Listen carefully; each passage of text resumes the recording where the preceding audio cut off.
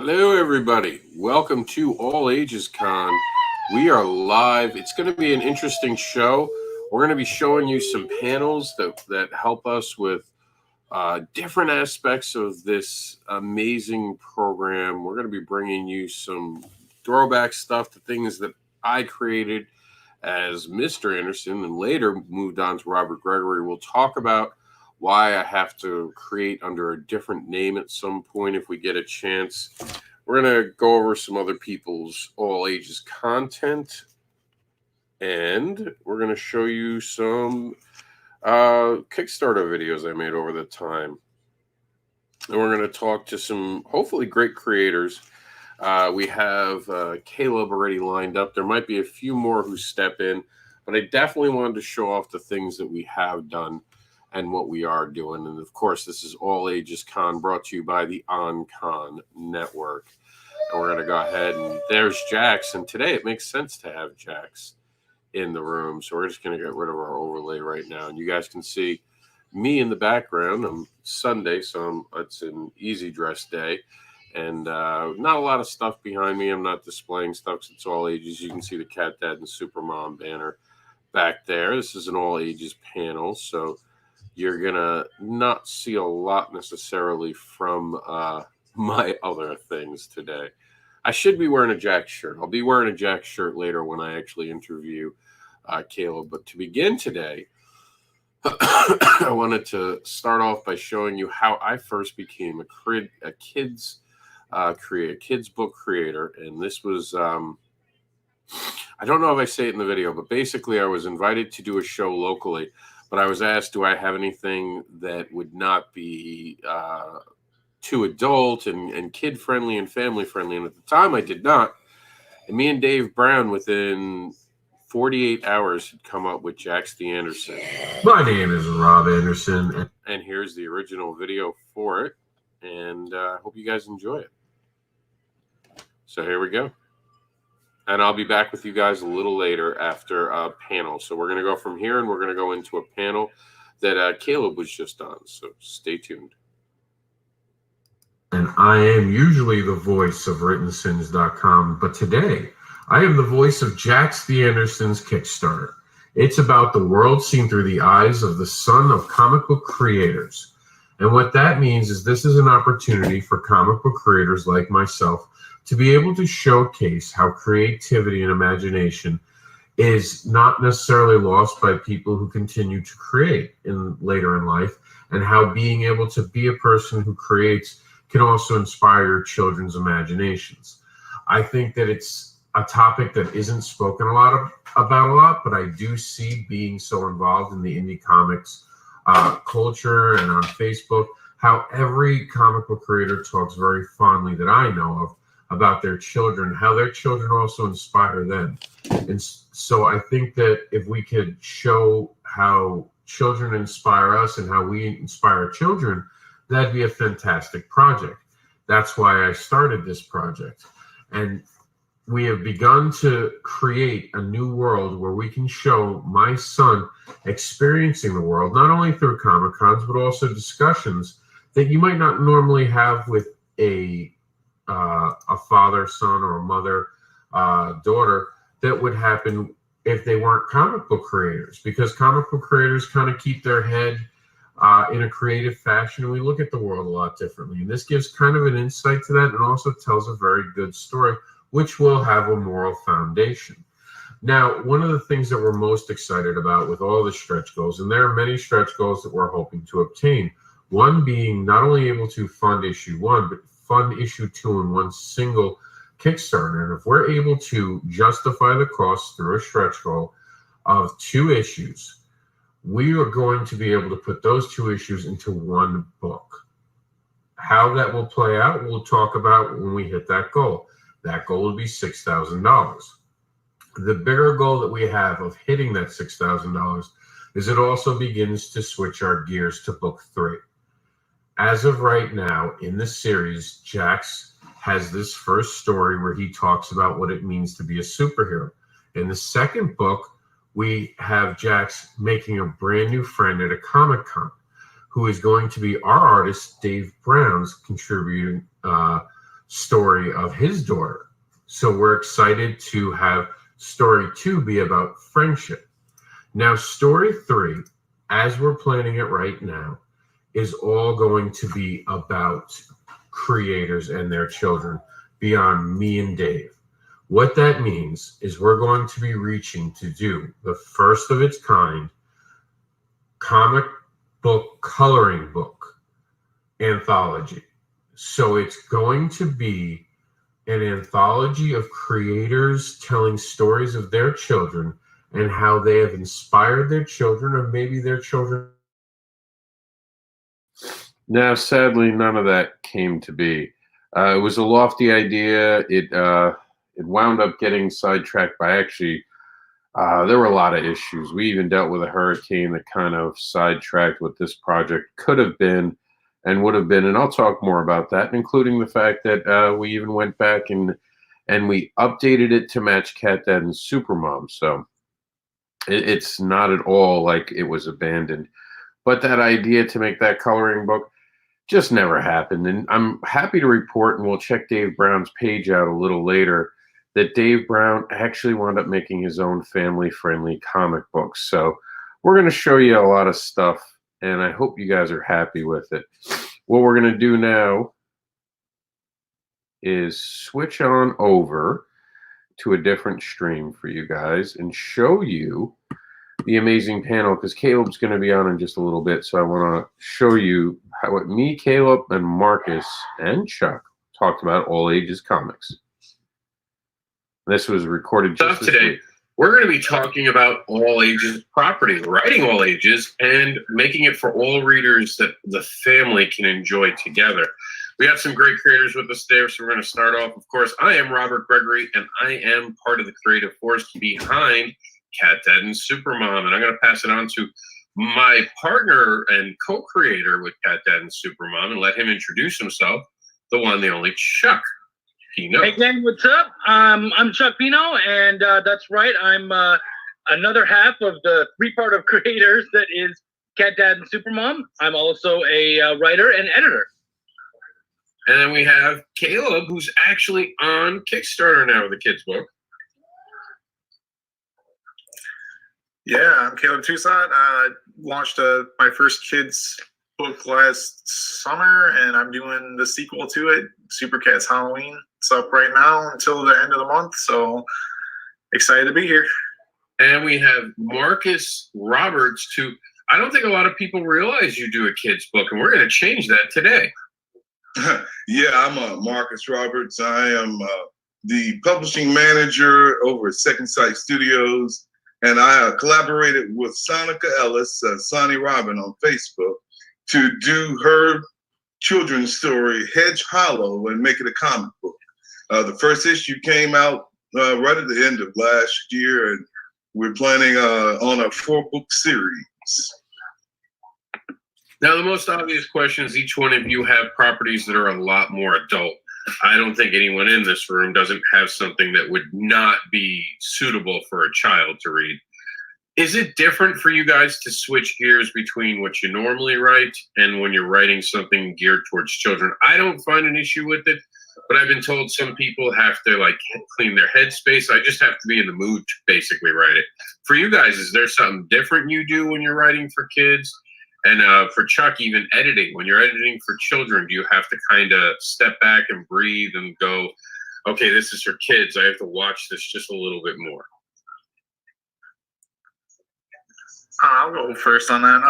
I would say of course it's a bit different, mainly because most of my ideas with the kids' books come from me playing with my son, and when I get into the dark stuff that I'm writing for adults, it's coming from a way different place of inspiration. So it's definitely more fun, I would say, to write a kid's book, just because I'm getting to kind of get the feedback from the source, right?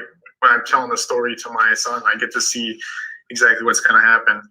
But yeah, I mean, as far as the process itself, I find it simpler to write for kids, mainly because I feel like you're more lenient thing as far as not having to get bogged down in facts, and especially with something like Super Cats versus my other stuff, I'm not digging into history or science, and it's just plain fun. So that's kind of how I view it at this point.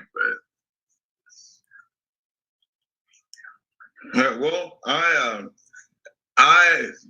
do a lot of horror stuff, and realizing that kids also like horror stuff, for me, it's not so much a big transition. It's more or less leaving out details. The basic story, I can skim the story down to its basics, make sure it's something frightening in it, because kids are reading a story that they expect to be frightened in. So I have to have that element, but just kind of stripping it down, no gore, no blood. That was one of the big things with the Comics Code Authority back in the day, censoring images like that in the books. So kind of following their lead, no blood, no gore, making sure even the scary images that are portrayed in the book aren't drawn in such a way that is too graphic and too detailed. So yeah, it's you kind of tighten the screws up a little more as far as how the images or how material is displayed, but at the same time, the kids are reading a book that they expect to be frightened with when I'm doing a horror book. So I have to stay true to that. I have to stay true to making sure there's something in there that scares. And Chuck? Yeah, you know what? For me, it's really important to not talk down to kids. So I always I find actually that I have to work a little harder when I write for kids, because I work really hard to not talk down to them, to try to sort of deal with it as if we're kind of on the same level, so to speak. And so I find I've become a little more aware of my audience, because that audience isn't necessarily me. Whereas when I'm writing something that is more adult stuff, I'm kind of more the audience. So I can just do it. If I like it, I might be a little more likely to be getting it right. So yeah.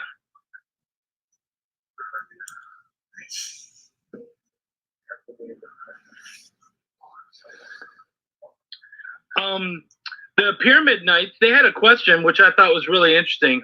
They asked, "Can you have blood in comics, in kids' comics?" To me, the answer is no. But what would you guys say? Is there any? It's funny. I actually just got approached by a literary agent about Super Cats, and we were discussing all of this stuff. Because we were talking about Nook, my other book, because I get a lot of younger people that want to read that because it's about World War II and they're learning about it in school, but it's violent. Like there's even if it's black and white, there's blood and violence in it. And so the literary agent was like, "This is not a kid's book. Like as soon as the blood is there, it's not a kid's book anymore." So I would say, really, you can't. If you want if you want to fit the spoke of the wheel, based of what they call it, what the agents call it, the spoke of the wheel is like just fitting exactly what these publishers want. You just can't put certain things in a kid's book, and I think blood is probably one of them. Yeah. Yeah, I actually just had this conversation with a friend of mine, Yvette Kendall, who was doing a children's book, and one of the images that she was putting on the cover, the image of a hand, and in our discussion, the original image was like kind of oozing, and we decided that maybe that's not appropriate for the oozing hand versus maybe just a withered looking hand for that same reason. It's, for the blood issue.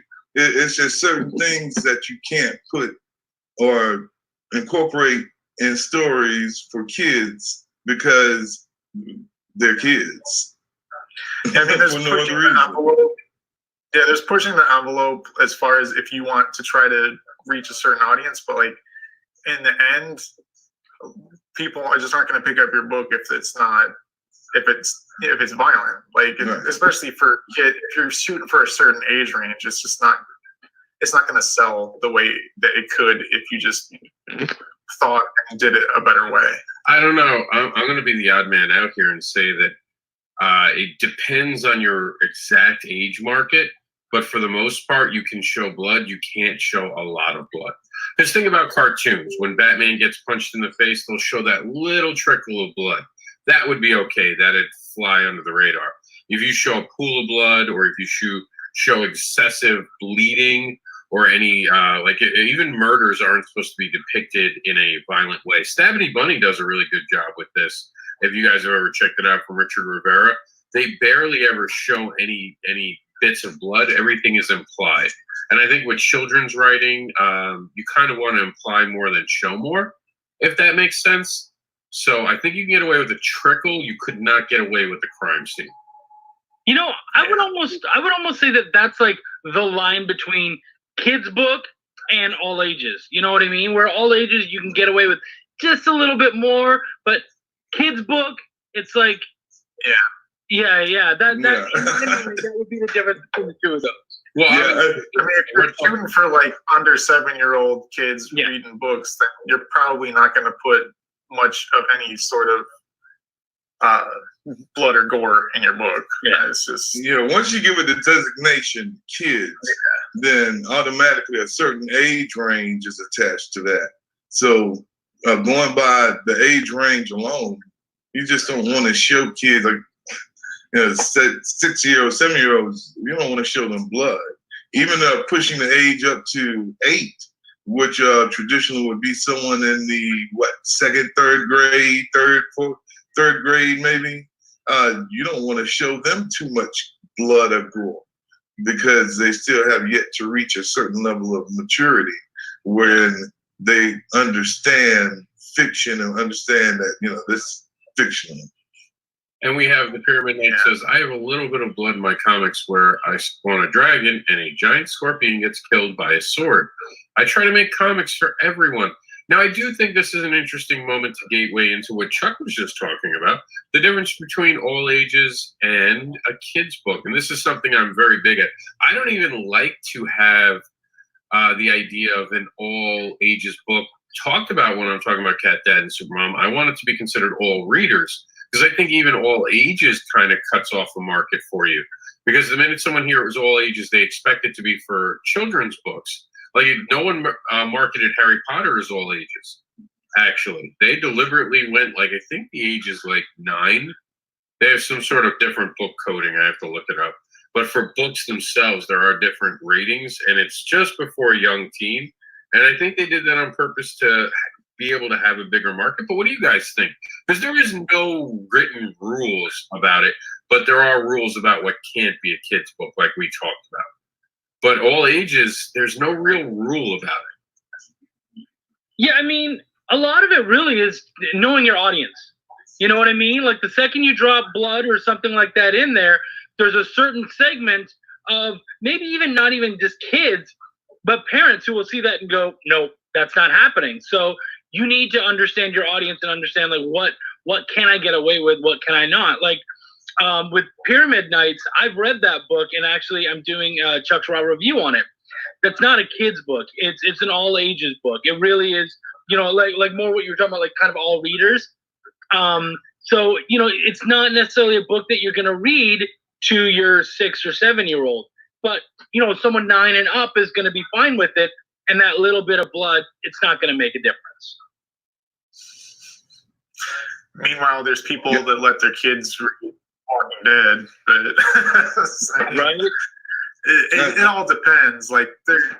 You're gonna have parents to let things fly and that don't. So it's it's sellability. Like, how much sellability do you want? Because if you're gonna go a certain route, you're cutting some of your audience out, and you just have to know, like you said, you have to know if that's the same audience you're looking for, then go for it. But I think when you say all ages, you are referring more so to content, the actual written content, versus the images associated with the content.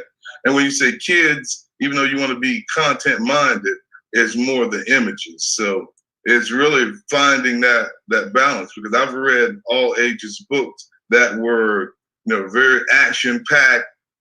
They have very mild violence in it, still violence. And as you said, you get a trickle of blood here and there. And those are things that, kids of all ages would enjoy. But when you talk about a children's book, you're talking specifically about leaving out violence toned down to not even a minimum. I mean, sometimes just non-existence.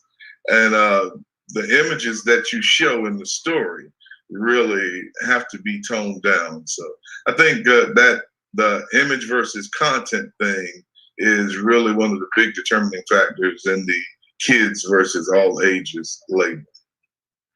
Yeah, I like that. That makes sense. Now, let me ask you guys, as a comic book creator, do you find it more difficult to sell comic books for a younger audience, not because the kids don't want it, but because parents suddenly don't have the money to buy their kids' books, but are buying everything else at the con? So what do you guys think? Is it harder to convince parents to open their wallets for their children?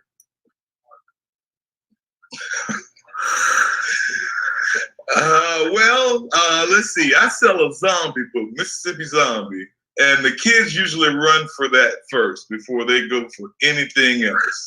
And because I have that zombie book, and at the same time I have my other books there, the parents are more likely to spend money on the other books for the kids than buy that zombie book, because I mean the kids they zoom in on it. And the picture itself is scary on there. It's got a little blood and whatnot, but still, the kids zoom in on it and are ready to start flipping the pages. And I'm like, yo, you can't see this. And I had some instances where a parent will say, and I know this kid is 10 or 11 years old, and the parent will say, oh, he sees this all the time. And they will purchase the book. Like, yeah, we'll read this when we get home. But for the most part, my horror books will drive the parents to buy a children's book.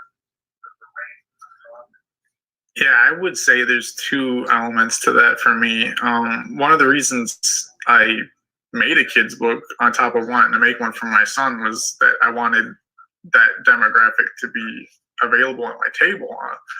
I was only getting teen to adult people to stop, and people that have families wouldn't necessarily even show interest sometimes. So having the kids book draws them in sometimes, and I can sell the other books and vice versa. But then I haven't really gotten to like shine with these Super Cats books and conventions yet. My plan was to do that this year, which is not really going to happen. But so I'm I shift gears and made this new one. But the big thing, there's like a divide, I think, because for me on Kickstarter, I feel like for me it's been a harder sell for the all ages and kids books on Kickstarter than anything else that I've done. So I feel like it sells really good. It doesn't sell quite as good on Kickstarter, but I think that's mainly because the audience that's on Kickstarter is not necessarily looking for kids books. So because mine right at this point are much more kids books, and it's going to shift into an all ages comic series after the next book. So I'm in a kind of a niche audience with comic people that have kids, but yeah, so it helps in ways and it hurts in others. But I think if you have a kid's book on your table, to me, it makes it a lot easier to sell your other books, just because you get people with families to stop and say, oh, what's Super Cats? And then I can tell them about all my other stuff too. So it's funny. Selling to kids, it can be, especially like you said with the parents. Me, I have a couple horror stories trying to get parents to sell the kids or to buy something for their kids. It's something that their kid has obviously said they love, they want. So it can be difficult. One thing I would say is sometimes parents need to be reminded, like, what was your first book? What got you into comics? And when they answer that, it's like, okay, well, what about your kid? Like, what are you doing for them to make them the next generation?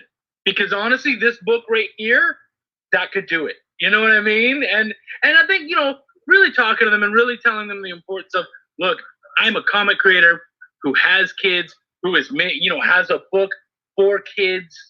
Yeah. I understand the importance of this. I think really sharing that passion and like, look, I'm trying to do something not only for my wallet, but really for your kid, for that next generation. I don't want to necessarily be writing books for kids, but I love the idea that they get that we get to really be that first gateway to a huge world. And I mean, that's what comics is just this ginormous world where literally anything is possible. And so our books get to do that, get to lead that march. Ironically, the guy with the fetish book and the kids book has no problem selling either one. It just works. The two seem to match up to bring two different audiences to the table, which was mentioned by Caleb. Having two different ways to sell the book doesn't hurt. But there are definitely shows I've been at which are heartbreaking, where I've had a kid fall in love with the book and their parents are like, we don't have the money. And in your gut, they have the money and they're just being cheap with the kid. And I've just given my book away because I know that kid might fall in love with that book and it might mean something, especially considering Cat Dad and Supermom is about bullying. And there's so many kids out there who are bullied. I don't care about the cost of the book. If I can inspire a kid to not feel alone in the world, that's why I create comics, to make people feel entertained, like they're not alone. And that's an important part. But we do have parents who don't think investing in their children's ability to read is a huge problem to me, because I think comics are so powerful. Do you guys still feel like comic books are looked as a second non-literary form of communication? Like parents don't consider it to be something worth reading. It's something to do on their own time. Do you think that's still an issue now, even after we've made billions at the box office and have proven that comic book creators are creating absolutely amazing storytelling, so much so that Hollywood is infected and just absolutely on fire for comic book properties? Do you think we've finally proven to parents that they should let their kids read comics? I mean, I think there's always going to be an element of that there. I don't think it's as bad as it was. But I think that's still an element that we have to fight against here and there, because there's people that, they read prose books and they don't even consider comics to be a viable medium. But at the same time, I also think what you struck on, a lot of parents just don't care about pushing reading or don't read themselves. So they just don't really even care about pushing any sort of book on their kid. So I don't know. It's a strange thing, but I think there's a little bit of both of those things going on that we have to kind of combat. And I think making something fun and appealing to a younger audience, and like you said, if they come up and the kids just loves it, like I've done that too, where it's just like, okay, you have $2, but I'll give you the book for $2. Or, if you're not going to buy it, the kid come back around and I'll be like, oh, this book ended up in the free book section. Here you go. But you know what I mean? Like, we find a way to get the book in their hands, but there's a lot of people. I mean, it's always frustrating to me to go to a show and get to the point where I'm asking people if they read comic books, and that happens. I mean, there's a lot to combat, and I don't think it's just that we're looked down on as a medium. I think it's just that there's a lot of people that just don't read. What do you think, Chuck? Wow. I think the problem is so much kind of bigger and more ingrained than any of us really understand. The fact, like, even in the question, it's there, like, hey, our comics were even turned into movies. Movies aren't a bigger or better medium than comics. And so the problem is that we, even as readers and creators, act like it's a lesser medium. And in no ways is it. In fact, why are we not telling people this is the world's oldest medium? Like, cave paintings were comics. You know what I mean? Like, we were telling stories in this way from the earliest way possible. So, like, in a lot of ways, it predates the written word. So, we really, I think, need to take ourselves more seriously, our passion and what we're doing more seriously, and be honest and just not be, so like, oh, it was made into a movie. So what? You know what I mean? Like, that's cool that other mediums have taken it and other mediums use it. But at the end of the day, that comic is just a really awesome comic because that's what it is.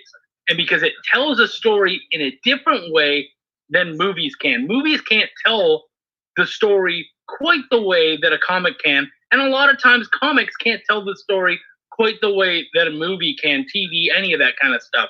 They really are their own thing. So really we have to kind of sell it as the written word, as a way of blending the written word and art in a way that none of the other mediums can do. Movies, again, don't do what we do. Novels don't do what we do. And so we really need to kind of push that and recognize that we're not some third or fourth tier medium.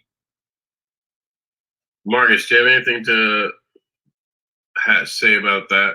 Are you there, Marcus? I think Marcus might have froze on us.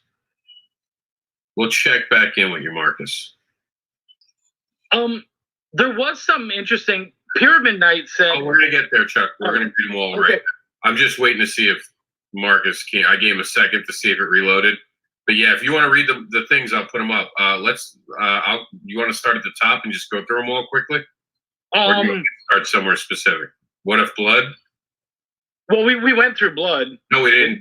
This is the one I wanted to start. What If Blood is a different color?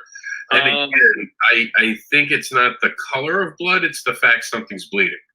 Yeah. And I think that's always going to come down to that. I think you're trying to skate around what something is in that regard. If it looks like something's bleeding, everyone knows what that means, even if you change the color. What do you think, Caleb? Same thing? Yeah, I don't know. I mean, I think it's probably about the same, but it's all about maybe the amount and how violent it actually is seen. Like, for instance, there's a comic on Kickstarter right now. It's called Ninja Bear Number. It's like a volume, and I was reading it to my son, and there's a point where that ninja bear stabs this big creature, or like comes out of it basically, but it only shows like a cut with like one single cut with the sword, and there's like a little teeny bit of drip coming out of it. And like I felt like that was okay. Like the way it was presented, it was okay. And I think it was maybe just the combination of the art style being very cartoony and the minimal amount of violence that it really was, but it worked. So I mean, it's not necessarily color. I think it's how the violent the act is, maybe. And welcome back. Can you hear us this time, Marcus? Oh yeah, I'm here. I have like 4 different people working from home, sharing the internet space here. So I think when somebody turned their PlayStation on, it kind of robbed me of what I was doing. Anyway, I'm back. And as far as the color of the blood, nowadays the color may or may not be important, but at one time, if you showed blood, it had to be your book had to be black and white. And as long as your book was black and white, you can have a person bleeding all you want to because it's in black and white. Fair enough.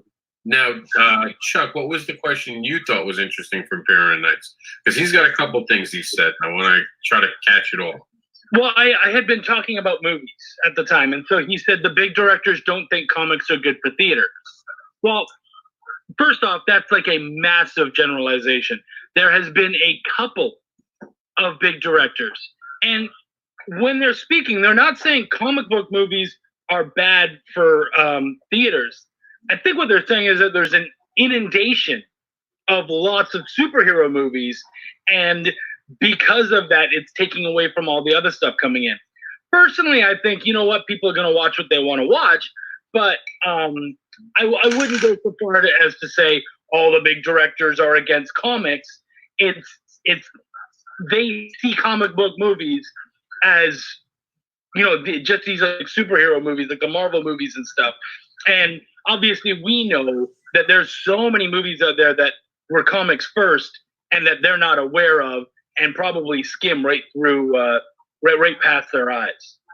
And Yeah, I want to go back to something that Chuck was talking about. Hold on, Marcus, let me just touch on that if we're going backwards, because I want to agree with Chuck here. Also, why is it that every big director that's come out is no longer a big director? Like, they were a big director, they're not currently working on big projects anymore. You know what I mean? It seems like they're the ones being pushed out of Hollywood and are upset about it. No duh, they're upset about it. They're being replaced. No one likes being replaced. But what were you going to say, Marcus?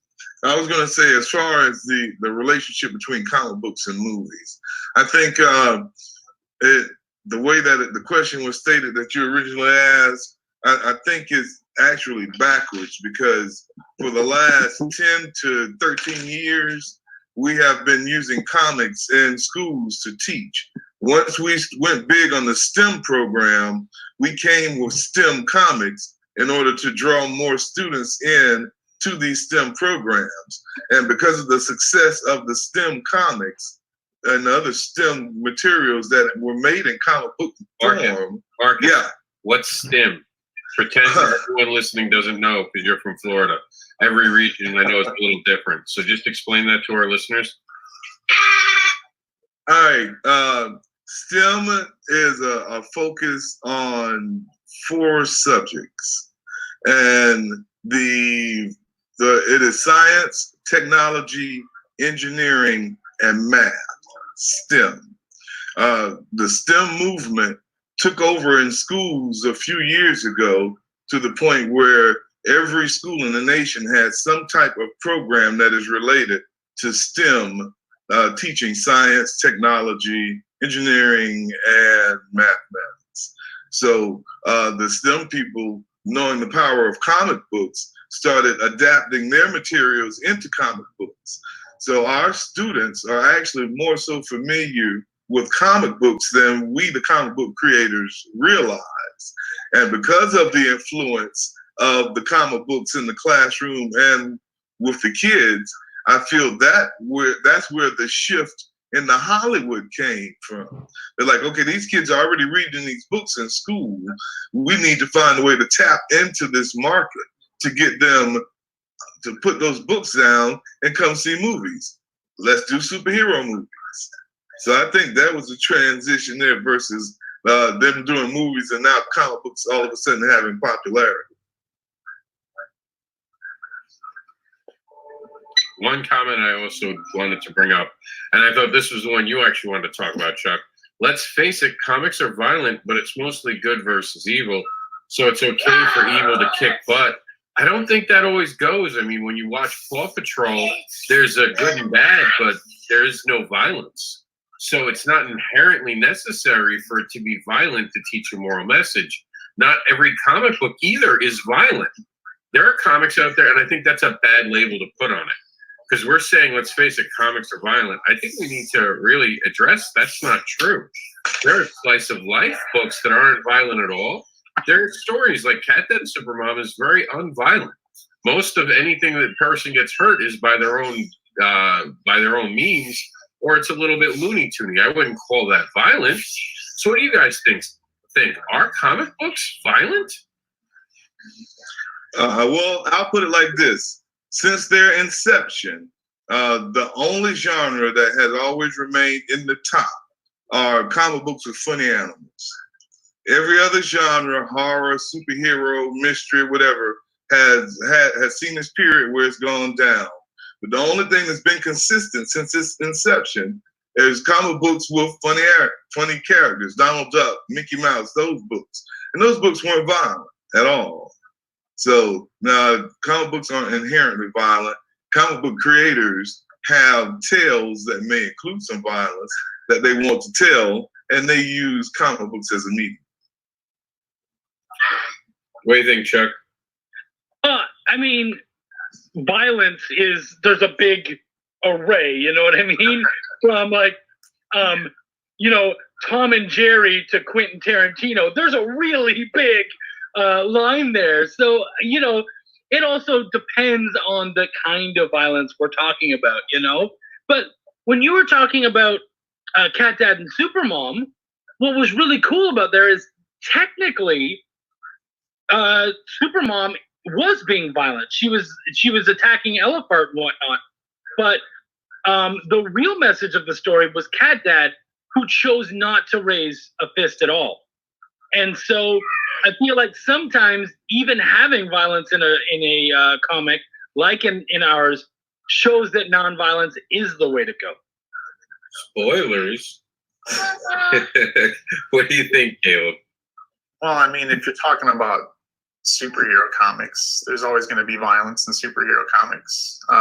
That's just the nature of it from the beginning. But I don't know. It's up to us to use the violence for a purpose as creators, I think, and make it meaningful. You can have grotesque violence that is purposeless, and that's the kind of book I would tend to steer away from.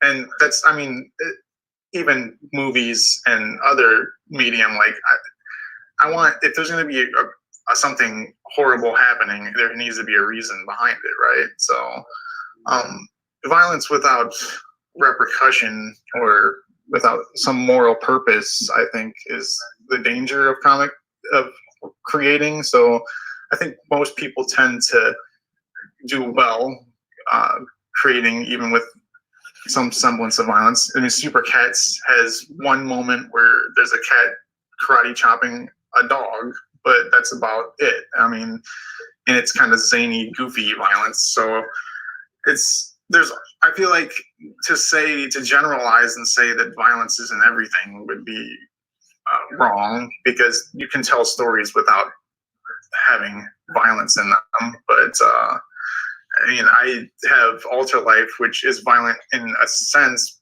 but the only real violence in it is the man kind of doing things to himself, essentially, and ends up, it's more of a story about figuring out your identity and figuring out the purpose of your life. So, I mean, I don't think we can generalize and say every comic is violent, but the vast majority of what is popular is probably got something in it that you're going to consider violent. And I just think maybe we should, as creators, make sure we're using that for a purpose.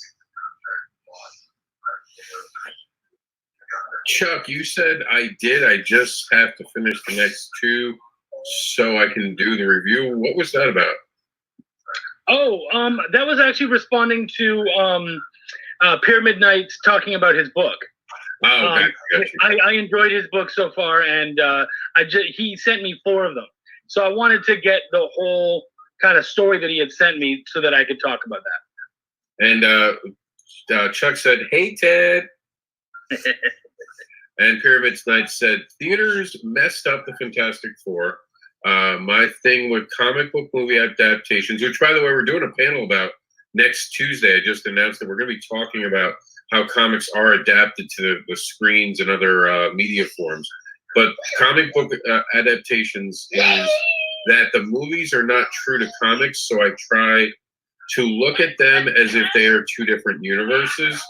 And Jax is crazy in the background right now. What do you guys? What's up, Ted? What do you guys think? Let me turn it on its head here.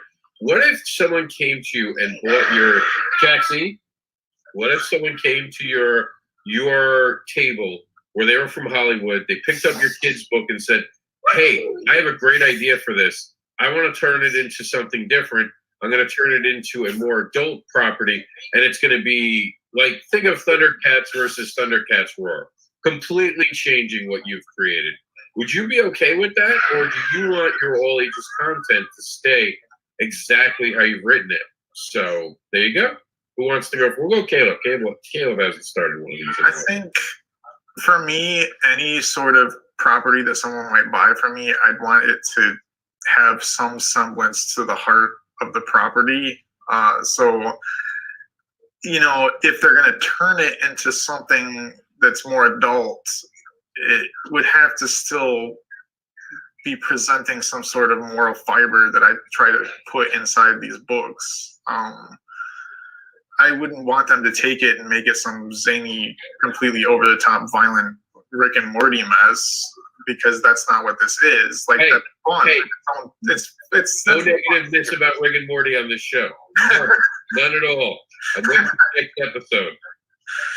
All right, but like that's, I don't know. Like, to me, I would be willing to, as long as they're willing to bend their ears and make it at least remain somewhat true to what I'm trying to create with the series, I would be open to talking to them. But if they're going to take it and completely turn it into something else, I'm always afraid of letting someone walk away with a property with something like that. So, Marcus, you want to grab the second round? Yeah, I don't know if I would be too keen on them rearranging the story from the way it was written, because it was written, as Caleb said, it was purposefully written, and for them to take it and make it into something else would utterly destroy the purpose why the book was written. So yeah, if you want to take my characters and you want to tell another story with it, let me read and okay the story, and if I like it, then I might agree to that. But I would make sure that, you know, it's understood that even though these are my characters, this is a different storyteller. This is a different story, and that's something that I did. And Chuck, you have anything to add on to that before we move to the next topic? Yeah, you know what? I feel like the heart of something like this, like if say we're talking about Cat Dad and Supermom or a Super Cats or something like that, the heart of it really is the fact that it's a children's book. And so if you wanted to make an adult version of that, I would be like, okay, why don't we just make something else that is like an homage to this, that is like, let's just do something else then, because Cat Dad and Supermom, and I can't speak for Super Cats, I sadly haven't read it yet, but they are children's books. Like, that's where their heart is. So you almost can't do that in an adult form. So if you wanted to do that, let's just make something different and do that. It's a different thing. And I do agree with that. I think that it bothers me. I'm sorry. I know you're not supposed to care as much because they're just fictional characters, but I do care. I invest my energy into them. And when people make things like Thundercats Roar, I feel honestly depressed about it because they've taken something that I really cared about.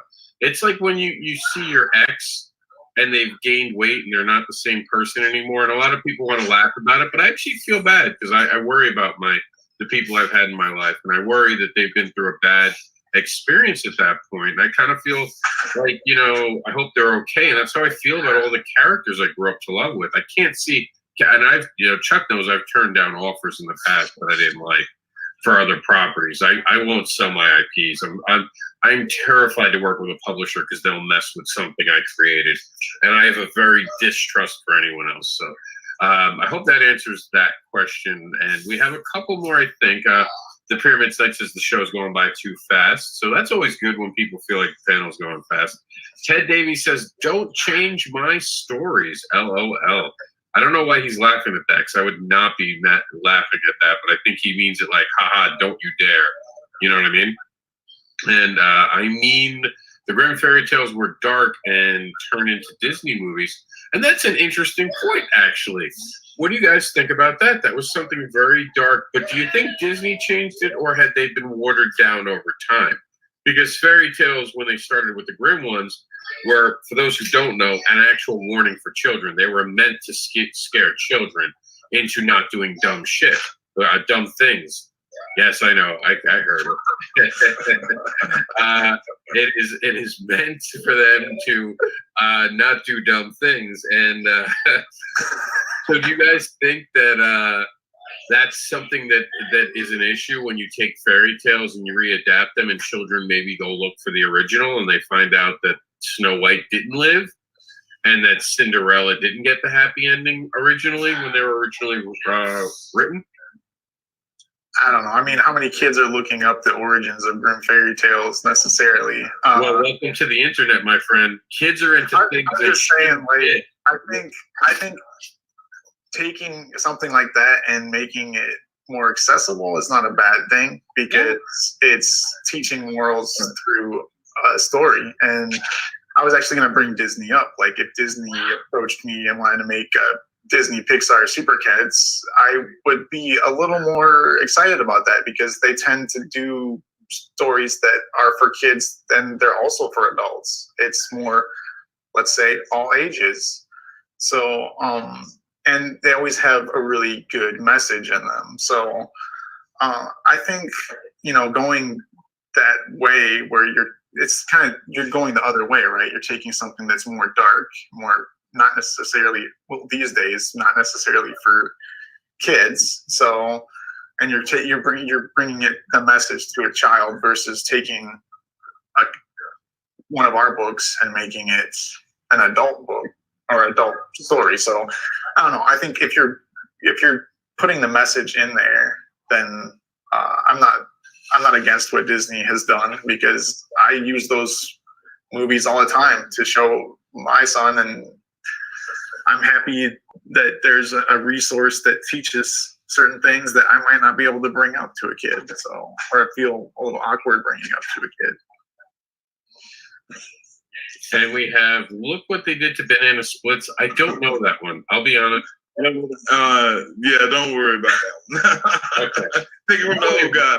But I would like to go back with the Grimm fairy tales, because to me, being a writer, those are some awesome examples, some excellent examples of writing skill, in that they were dark stories, and yet they weren't overly violent. They weren't overly gory. They didn't use a lot of detailed stab you, cut you in the stomach, and make you bleed type descriptions. But the warnings were so strong and the wording was so strong that it even affected adults in how it was written. So to me, the penmanship really shows a skill there. I would say, though, that also speaks to a different time, where death was a little more in your face. The life was a little more grim. So that was something that they could almost get away with. Whereas nowadays, a lot of that has become watered down, because we don't see that. I mean, even if you think about it, our dead, when you go to a wake or something, they still look very much alive, almost sometimes eerily so. So I think that's just, I mean, obviously you're right. It was beautifully written, and they're still around for a reason. But that's I think that's just because that's a sign of those times. Well, do you guys think it's easier to adapt more adult thing towards children, i.e. Deadpool shows up in the Spider-Man cartoon and it's suddenly okay, versus taking My Little Ponies and making them My Little Streetwalkers and taking something that far and it being more of a car crash where it's like, wow, you took something you shouldn't have and sexualized it? I think it's more appropriate. You know what I mean? Like, it's more appropriate to take something that's adult and make it, a little more kid friendly, and to be able to say, hey, you know what, this doesn't have to be what it is. Like when Deadpool had the PG-13 version, and there's nothing wrong with necessarily taking that and trying to make it a little more family friendly and stuff. But I think, yeah, taking something that is definitely for kids and trying to make it for adults and really add that stuff into it. You know, I mean, sometimes it's worked well, but I think those times are few and far between. Like the what is it? Well, Grimm's Fairy Tale is already dark, but yeah. Anyways, I think there's something about making a kids thing more adult that comes off a little weird and creepy. You gentlemen have anything else to say about that before we move on to our next comment? No, I agree with Chuck all the way. Bronze. Okay, here's our next thing. Comic Book Black Belt writes in, Bronze Age comics had it right. Action, not violence. Romance, not sex. Character, not identity. The hero's journey is all ages. And I don't know I can disagree with anything written there. And it's not to say that comics and underground comics and indie comics can't step out of that narrative, but there really was something, and I've said this a lot there, and you guys can chime in on this. When I was a kid, I read comics, and it was very implied. There wasn't a lot of sexuality that was outright. You could actually read it as a young reader, and it wasn't. There was a little bit of adult stuff, but it was given to you in a dose that was palatable. Now I open a comic book and Batman and Catwoman are having sex on a rooftop, and it's some pretty. The best term I could put is almost pornographic. And for anyone who's ever seen that rooftop one, there wasn't much left to imagination. You knew what they were doing. And there was a very clear understanding of them ripping each other's clothes off, having sex without a condom. There was a lot wrong with that moment. What do you guys think? Have comics kind of steered away from, especially the big two, Marvel and DC, from inviting younger readers to be part of the fan base? I think they might actually just be recognizing their audience.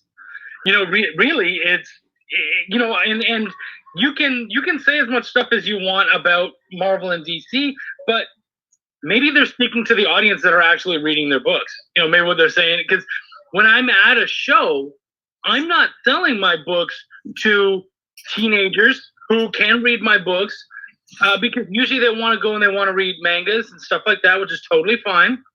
Usually I'm selling to older people in their, at the very youngest, late 20s and up. So maybe Marvel is just kind of focusing in on its key demographic, and that's why they're doing what they're doing, and they're telling stories the way they do. Anyone want to jump in on that one too, or no? I also think Chuck hit on the head with the last question when he answered it. It's the times that it's written in, right? Like what sells now versus what would sell then. That Bronze Age comics sold during that time for what they were, and it's evolved into this. So I mean, they're trying. I feel like it's not always the same, and they keep trying different things to grab a new audience. But you always gravitate back towards what sells. And I mean, the easiest thing to sell, I think, is sex and violence. So. And Comic Book Black Belt says, yes, the audience is older. If newsstands had not been abandoned, then the mainstream wouldn't have lost the next generation. And I also think that we've given up on trying to approach the next generation for myself. And this is someone who's writing kids and adult books. I think you can do both. And I think there's a way to do both. And I think Marvel, actually, I'm going to disagree with Chuck on this. I think Marvel and DC have noticed the opposite. And that's why they're trying so hard to get into Target and Walmart now and give children more appropriate to children and all age readers actually now. There's a big push to have us in the toy aisles to attract the younger readers, as a matter of fact. I think they realize it. And I'll just say this about manga, and we can open this up to a discussion. I think that manga shouldn't be sold to those teenagers at conventions. I think manga is full of sex. And it's inappropriate to be selling those books to children. I don't think anyone under 18 should be having a book with as much sexuality in it. And of course, there are some manga, I'm sure, could be argued it doesn't have that. But for the most part, there's a lot of sexuality. There's a lot of fan service. There's a lot that steps over the ground of appropriate, as Chuck said, appropriate for that age group. And I think that they're getting away with being called a comics and parents aren't reading it. And I stress this again, parents need to read what their kids are reading. I don't care if you like it, you have to sit there and watch it, you have to sit there and read it, so you know what your children are being exposed to. What do you guys think? Am I just getting old? Well, I think first we have to recognize who comics' true competition is, and that's video games.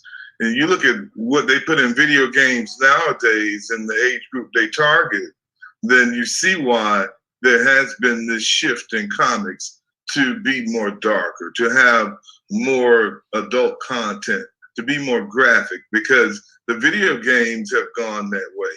And it has desensitized a generation of kids. And these kids now who've been desensitized, they're having kids and raising kids, and they're raising kids to be open to anything.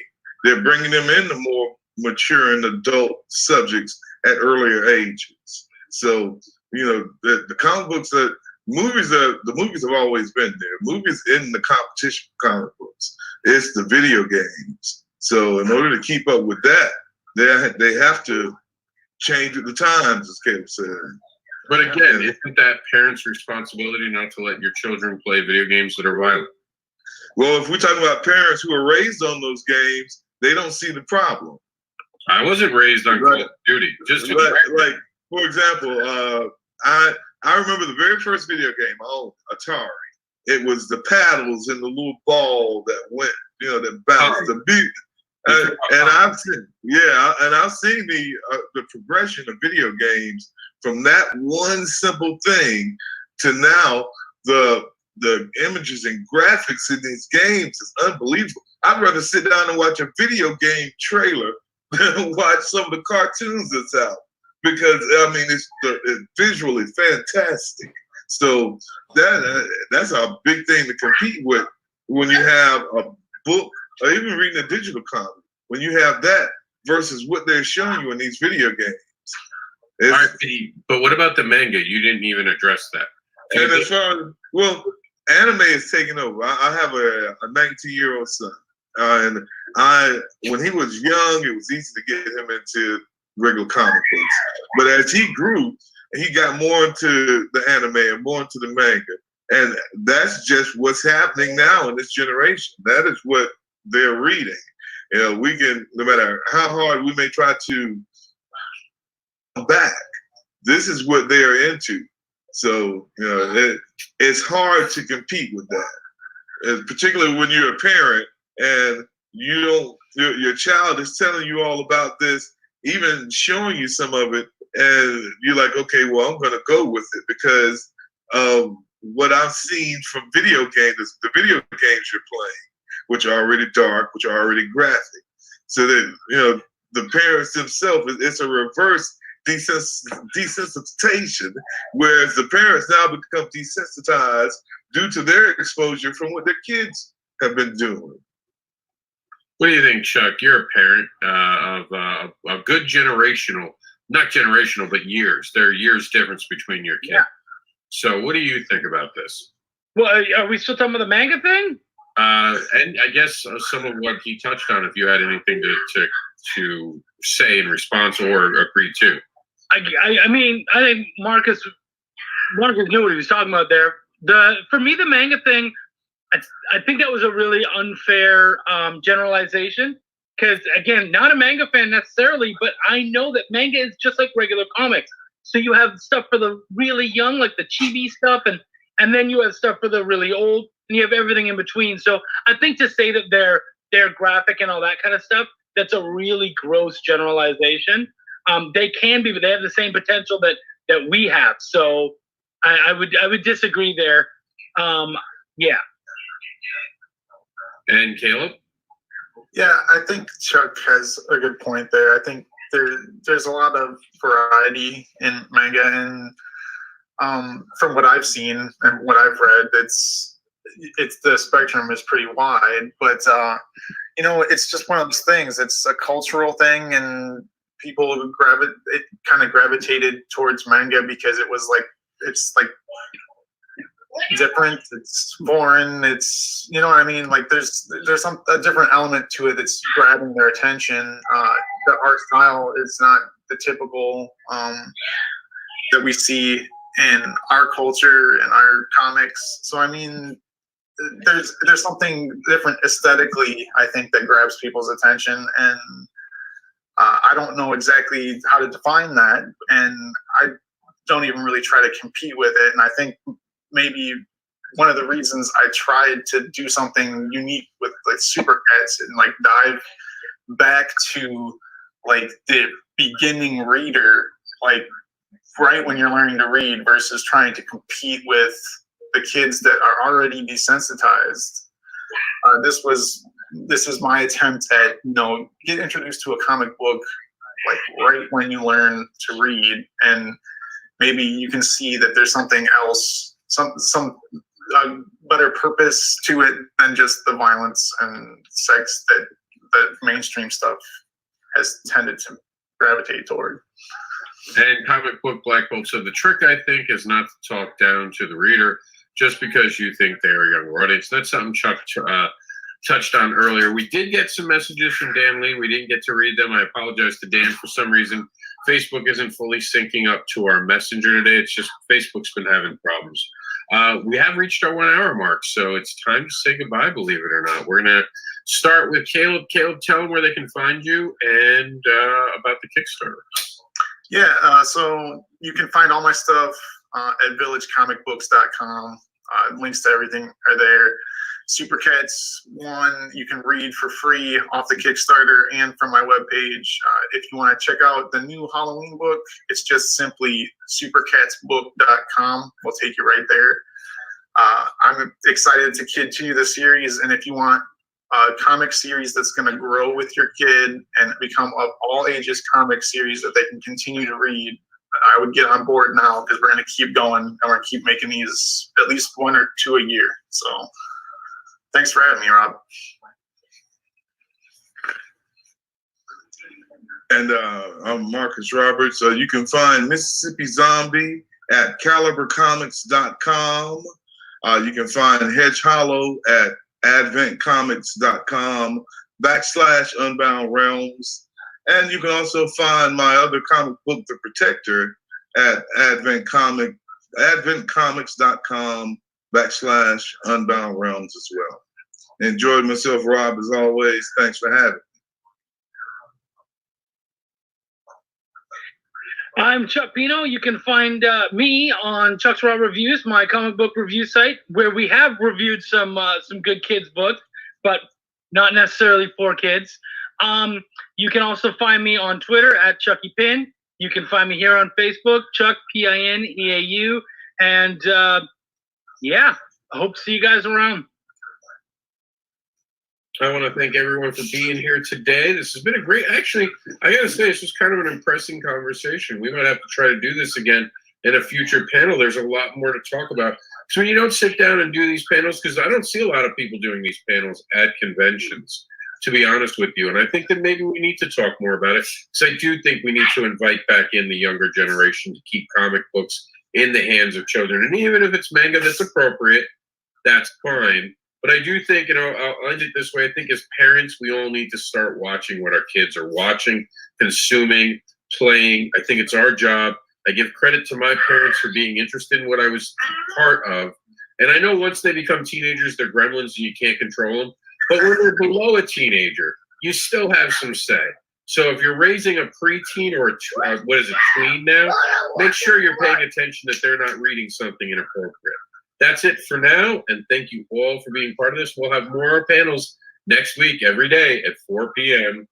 We'll see you next week. Peace. Thank you, guys. And we are back live, as you guys can see. And we're going to watch this video, and then hopefully Caleb will be here. So we're going to go to full screen for this, and you guys can check out what Caleb's working on.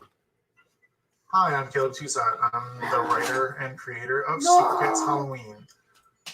This is a really fun children's picture book and comic book with artwork by Angela Odling, of the fantastic webtoon series Detached. This is a story about relying on your friends when things are rough and never being afraid to ask for help in times of need. I think this is a message that's really timely with everything that's going on right now, and I'm excited to bring it to you in the form of this kids book / comic. Super Cats books are made for kids just learning to read. I would say the age range is about 0 to 7 years old, pre-K to K. They're a fun, unique way to introduce kids to reading through comics. And it's been proven that reading comic books is a great way to get kids interested in reading. So I decided, after reading a number of books to my son, to make a series for him and for fans that brings the comic book format to kids who are just learning to read. Each book in the Super Cats series evolves in complexity and scope. Book 1 was a children's board book, very simple. Book 2 stepped forward to a children's picture book / comic book, and by the time we hit book 4, it will be a full-fledged all ages comic book series for kids. Times are tough for many independent creators right now. Conventions are being canceled and a lot of people are out of work. So in the spirit of the heart of this book, I will be using the rest of this campaign to help other creators by showcasing their work alongside of this book in updates and in emails, and sharing other people's Kickstarters that are currently running. I want us to kind of embrace each other as a community, and I will be using this campaign in that form. Kickstarters getting funded means money going to writers, artists, printers, suppliers, and crafters who need all the help they can get right now. That's why I felt obligated to continue launching this campaign even during this trying time. So please back if you can, but also please, please, please support the featured indie creators over the next month here. Even if it's just by sharing their work. With your help, we can all keep creating and we'll all get through this together. Well, hello there. All right, guys, we are live right now, and you don't need to see me. Add that to the stream. So his project is almost funded. We are waiting for him to enter our chat room. So in the meantime, I want to introduce you to You Create Comics. So while we wait for Caleb, let's check out what You Create Comics is.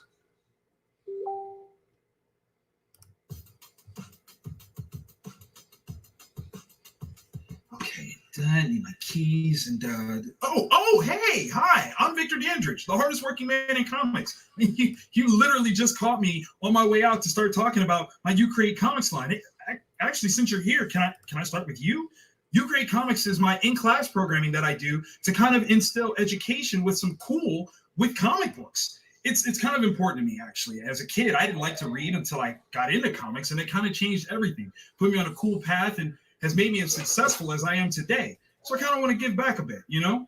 I'm really kind of starting with my hometown and trying to make sure that, you know, kids in Columbus, Ohio have an opportunity, much like I did, to explore comics and see how that impacts their education and their potential future and earnings out here in the world. So, you know, I could really use your help with that. I'm trying to raise at least $250 to be able to bring my programming to one school in Central Ohio with a high-end goal of 2,500 to maybe reach 10 schools with a potential of 2,000 students. Now, obviously, yes, you might not be from Columbus, so maybe that might not be your bag, but it really would mean the world to me if you could at least share, talk about, or influence in some way, shape, or form this project to imminent success. We want to make sure that everyone has an opportunity to succeed and excel, and comic books is all about that. The superheroics are all about inspiration and leading us to our higher selves. So with your help, I think we can actually do it. If you get a second, please donate, pledge. These are some of the prizes that you'll have. These are actually from the You Create Comics line that can help you make your own very own comic material, right? I mean, like literally yours. You created. That's kind of the name. It's clever, right? I know. But if not, feel free, share. Share with somebody that knows that their kids love comics or is into the comic book medium, and maybe they will be able to support. Either way, with your help, I know we can empower learning to imminent success for some Central Ohio students. Thanks, guys. Have a great one.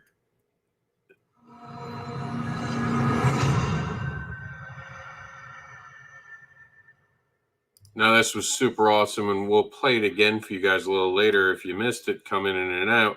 Right now, I want to introduce our guest of the hour, and this is the one, the only Caleb. We just watched the video. Introduce yourself, and how does it feel to be a project they love? Hey, man. It's great. I'm Caleb Toussaint, writer and creator of Super Cats Halloween, up right now on Kickstarter. First couple books in the all ages kids category. So it's awesome that they jumped on the projects we love like day one of launching. So I feel like I'm doing something right if people are getting behind it right away. And we're already almost 40% funded and we still have like 28 days left. So it's looking pretty good. I didn't know what to expect with the current state of things, but it seems that there's a lot of people that still want to read some comic books. So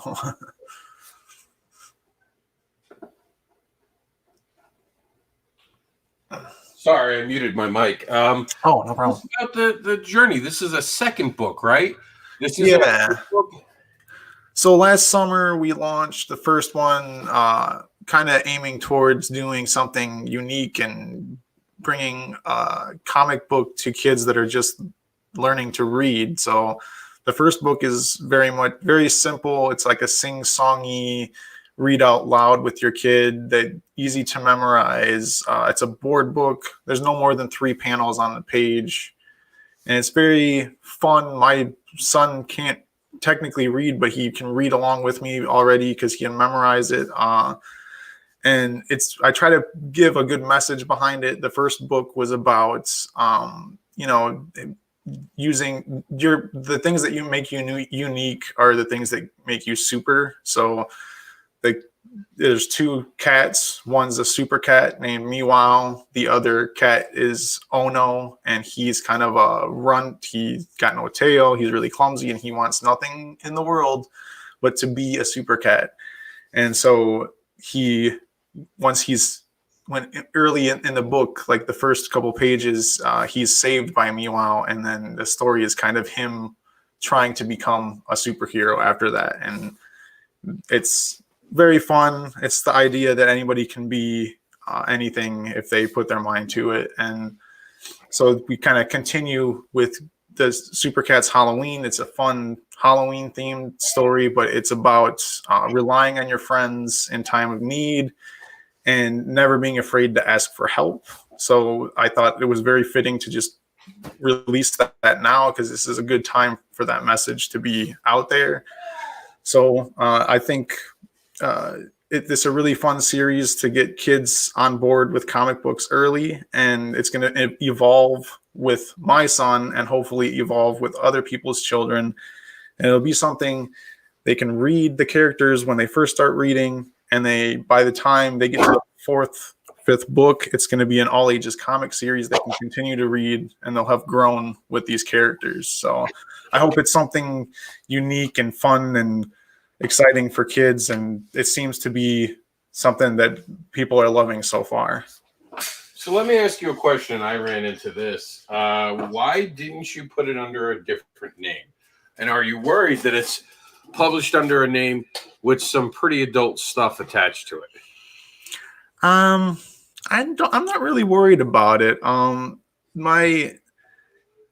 never really even considered doing it under a different title or name. I just think that it is what it is. Like you can have a studio, like a movie studio can produce kids movies and can produce adult stuff too. So I felt like I sell them on the table you know, I have like a kids section on this side and a adult section on this side. And when I go to conventions, and it's why pigeonhole yourself into one genre when if you have ideas to bring to both things. And I feel like, you know, having a son that's interested in reading and being a comic creator, it was why would I not venture down the path to start making kids comics as well. I have never really felt like it's a disadvantage to have both. I feel like it's nothing but an advantage to have more demographic to sell to. So I think it all depends. Like, I know Stephen King did some adult horror stuff, obviously. So when he did a kid's book, he apparently did it under a different name. And I didn't even know about that until a few years ago. Forgot the name he used. For me, because of the content I created, it's almost a necessity to separate the two worlds. So I really think it just, and I didn't listen to my sister, and I have to give credit to my sister on this. She's a little older by 2 years. She's a know-it-all, but she did know it all in this case, honestly, and warned me I shouldn't produce the original book through both names. And there were a couple people who got my book, and I got, like, from libraries, people wanted to know, well, what else do you create with Anderson? And I put my website, Written Sins, and you know, Caleb, you've been around. Yeah. You remember what Written Sins was originally. Even that threw people off, and I guess I had the same idea that you did. Now, again, I don't think everyone has to do it. I don't think Caleb's ever created something that puts him on the radar of, oh, you can't create this. But I do know, and this has been told to me by the creators, the minute you do all ages content or children books, you have to then worry about what you release next under your name. I had to go back and scrub my name. So, of course, you guys are seeing in the stream today, Robert Gregory, which is technically me, and I have to play both worlds. Are you a wrestling fan at all, Caleb? Not so much. I was growing up, but I never really kept up with it. I was a fan back in the heyday of the 80s and early 90s. But so you remember Mankind, right? Mankind, oh, yeah. The two personas. That's basically what I want to try to pull off when I get more money coming in at cons. I want to have two tables behind themselves and play the Robert Gregory character, and then and nice. The ultimate goal is to create a doorway that I could walk through to go to the other side and put like a Mr. Rogers vest over something. That's awesome. That's a good idea. When I have a lot more kids books and I'm at a Comic-Con, and of course I have a couple people who can help me at that point. So we always want to get bigger and better. Hopefully, you know, my sister might be able to help out. Maybe a friend can help me run the two tables at once. So that's the tricky part, man. The more content you have, the harder. It's just exhausting. You're pitching how many books at the same time, and yeah, it can get overwhelming. Even with me having like 4 properties at this point, it's like, man, by the end of the day at a con, you're just like, you're spent trying to sell 4 different stories to everybody that comes by. But the beauty for me, I think, with the kids stuff is that there's a lot of shows that I go to that people, they skip over the table because they think it's all adult content and they're there for their kids. Well, a lot of times, if I stop those people and tell them what the books are about, they'll be interested. So having a kid's book on my table, like a kid's section, gets those people with kids to stop, and I can say, hey, you know, I have these other stories that you would like too. The kids book's fun for your kids, but I also, and 9 times out of 10, they'll pick something else up. Like, so I don't really have anything that pushes the envelope like some of your stuff does. Like mine's, I got the horror that's kind of Guillermo del Toro style horror. So it's not like, you know, super violent or anything, and then the sci-fi stuff has some violence in it, but there's nothing that's like, I don't think that's going to scare people away. So I do have people that even with the Alter Life cover that skip the table because of this like 2-face like skull split thing that bothers them for some reason, which I don't know. It's everybody has their own thing that bugs them, but if you either love it or hate it, I guess. Yeah, isn't that true? Let me ask you a question. Where does Super Cats go? Because it's not, and I was talking to one of my books wants to Cat Dad and Supermom. I've gotten offered to be picked up by a a publisher of note, definitely someone. I would call them a bigger publisher, actually, to be honest with you, but they want to make it a trade. I don't see a kid's book being a trade. I just don't feel that's funny. I actually just got an offer by an agent in New York about Super Cats, and they were very interested in it, and they loved the art style. And then he was like, well, I love everything that's going on here, except it needs to be longer, or it needs to be not a comic book. Basically, he was telling me it needs to be more of a traditional children's book and take the panels out and make it a image per page. Golden books. Yeah. So I'm like, I've heard that too. I had someone approach me and they say want me to fit like their format. Essentially, that's what they can sell to publishers easier. And I'm not wholly against that, but this is like my goal with this book is to introduce comics to kids at an early age. So like I could see like the first book being very simple and like maybe 1 or 2 images per page. And then, but I want to tell the guy like it needs to evolve into a comic book because that's the whole point of what I'm trying to do with the book. And I hate to shoot down an offer from someone that's well established in the business, but it's like, he even told me, he's like, maybe this just isn't the idea. He's like, give me another idea that you might have. So I might just keep doing what I'm doing with Super Cats on my own and be the comic that it is, and I have a couple other kids stories ideas that I'll go down the traditional book path with those. But this was always intended to be something that, comic fans that have kids that want to introduce comics to their kids, this is a great way to do it. And if you take the comic element out of it, it's not what it was supposed to be. Yeah, as you hear my son in the background. And I always say comics are so important to children. Jax. So yeah, I think comics are super important. I do agree with you. I think that people just don't know what to make with comics and kids yet, forgetting how much kids have actually connected with comic books in the past. And I agree with you. I think more creators should actually be creating all ages content. I've always said that, and I applaud you for doing it. Let me ask you, is there a plan for a different all ages book, or for now it's just Super Cats? I have some ideas, and I mean, a lot of my stuff is more adult, but you come up with stories when you're playing with your kids and you write them down, and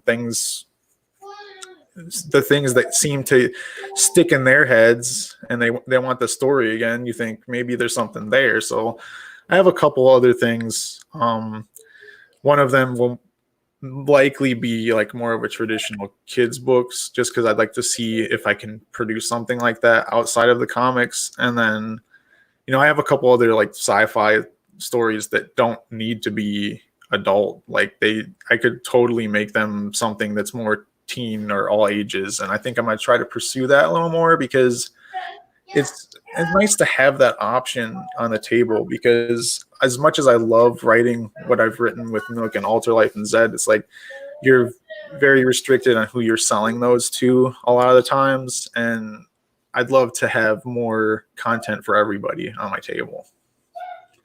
And that always makes sense. I've always been about diversity in what I create. So let me ask you, normally in any interview, they ask you, well, what's next for you? Where are you going? Where's your next show? But this is a different time we live in.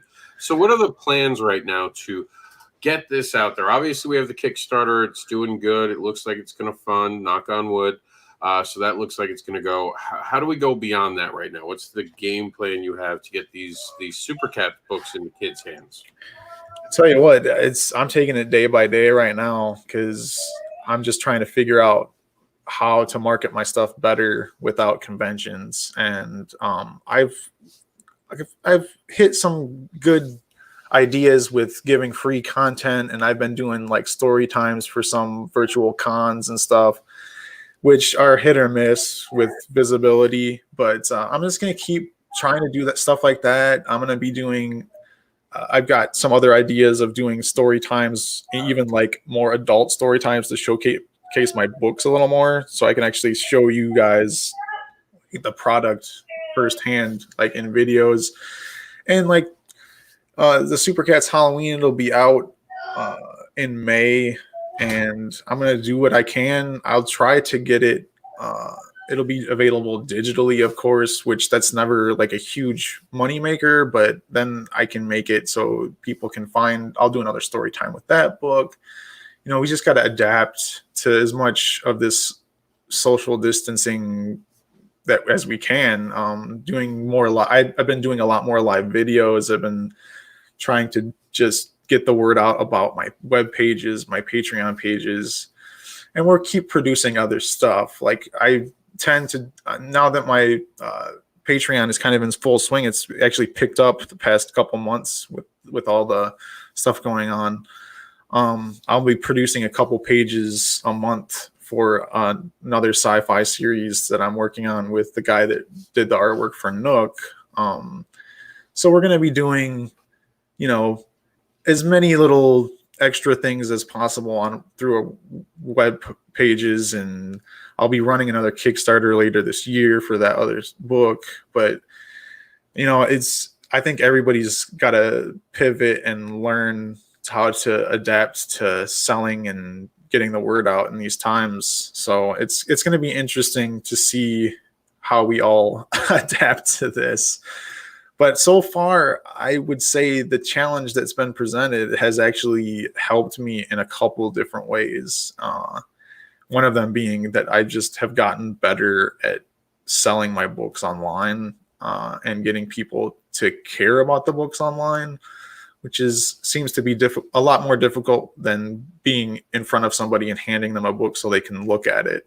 So it's interesting. But I try to do some cool new stuff with the Kickstarter. If you can see on there, there's one of my friends is making handmade capes and masks for Halloween. We got some cool sticker sheets on there. We got actually got this cool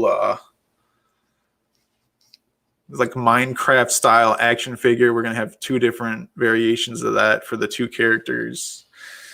Then like a loot, like a mystery box thing that you'll be able to get. So, you know, I'm just trying to up the game digital and have some new exciting products alongside of the books, and we'll just keep going. I mean, you can't, if we stop, then we will not be making the comics anymore. I mean, you got to figure out some way to keep the money coming in, to keep creating and keep artists paid and keep them fed and keep the printers printing and the stores open. So I think all in all, everyone's going to come out of it stronger in the end if we keep figuring out new ways to adapt. So I hope you're doing well with that too. It's not easy. I'm more trying to entertain people and keep them calm, to be honest. That has been my goal, to give them somewhere to go, to give them some sort of normalcy, and in a lot of ways to give me normalcy. I get to hang out with people. They come onto the show, they ask us some great questions, they hang out with me during these things, and we get to promote comics. How could anything be wrong when you're advocating for comics, right? Now, let me ask you, you have an awkward size for that book. What drove you to choosing this newer formatted size? Yeah, I went straight for the kids stuff, man. Like I wanted to do this is an 8x8 board book. Like it's legitimately the first book is legitimately a kid's book, like a kid's board book. It's the only thing that makes it different is that it's in the comic book style. So it's 1 to 3 panels per page. There's like the voiceover and the dialogue in it. The new one, I'm slowly evolving it. So the new one's going to be, I'm keeping it 8x8, so it still feels like a kid's picture book, but it's all straight comic book style print. They're just going to cut it down to 8x8 for me. I don't know. I wanted it to be like a stepping stone to comics, and there's 2 reasons that I'm printing it the way I'm printing it this time. One of them being printing these hardcover board books right now. I printed those through a printer I've been working with for 2.5 years now, but they're based in China. And it's just, if I want the books, it could take me up to 3 more months to get them finished and in my house. So I thought, why do that to myself? I can print the books with a US comic printer and still do it 8x8, still make it feel as much of a kid's book as a board book. And it'll just be another way of stepping towards that all ages comic book, so that, you know, by book 4, it's going to be a regular size, straight up comic book for kids and for kids of all ages. So we're just trying to do something different, something that not only the book evolves with the kid, but like even the style of the book itself is going to evolve. So I don't know, just some crazy ideas I have. Hopefully it works. So let me ask you, are you going to do more holidays coming up? You sound like you have a plan for this. Will there be maybe like a Thanksgiving, a Christmas edition, St. Patrick's Day edition?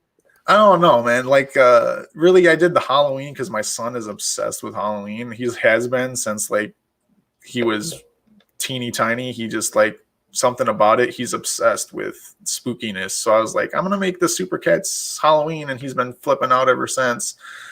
So I might do something funky. I came up with some stories about mixing holidays, other different holidays than have been done before.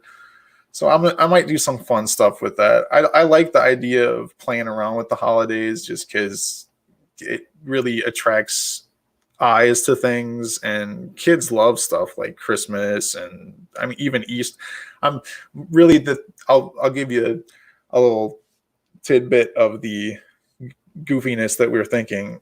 So my son is so obsessed with Halloween that I've been telling him Easter stories that have been mashed up with Halloween, and I'm starting to think maybe I should make a Halloween Easter mashup story that's crazy. But you know, it's not necessarily going to be all holidays, but it's fun to write stories around that stuff.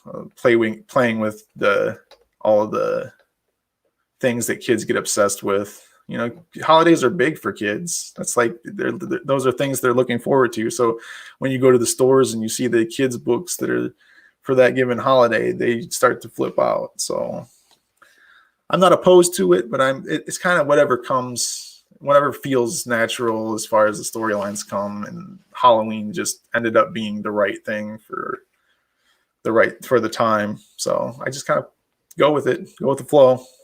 So what has your son dressed up as so far? He was Spider-Man this last year.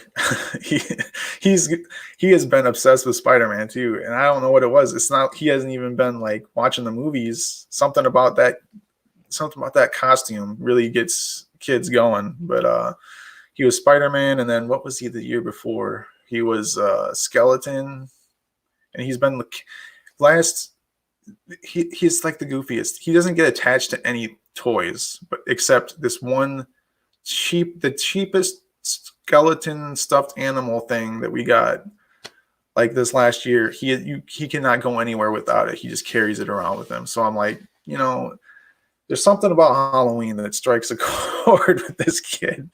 And he's just every time I'm posting something about Super Cats Halloween, he's like, where's that book? Where's that book?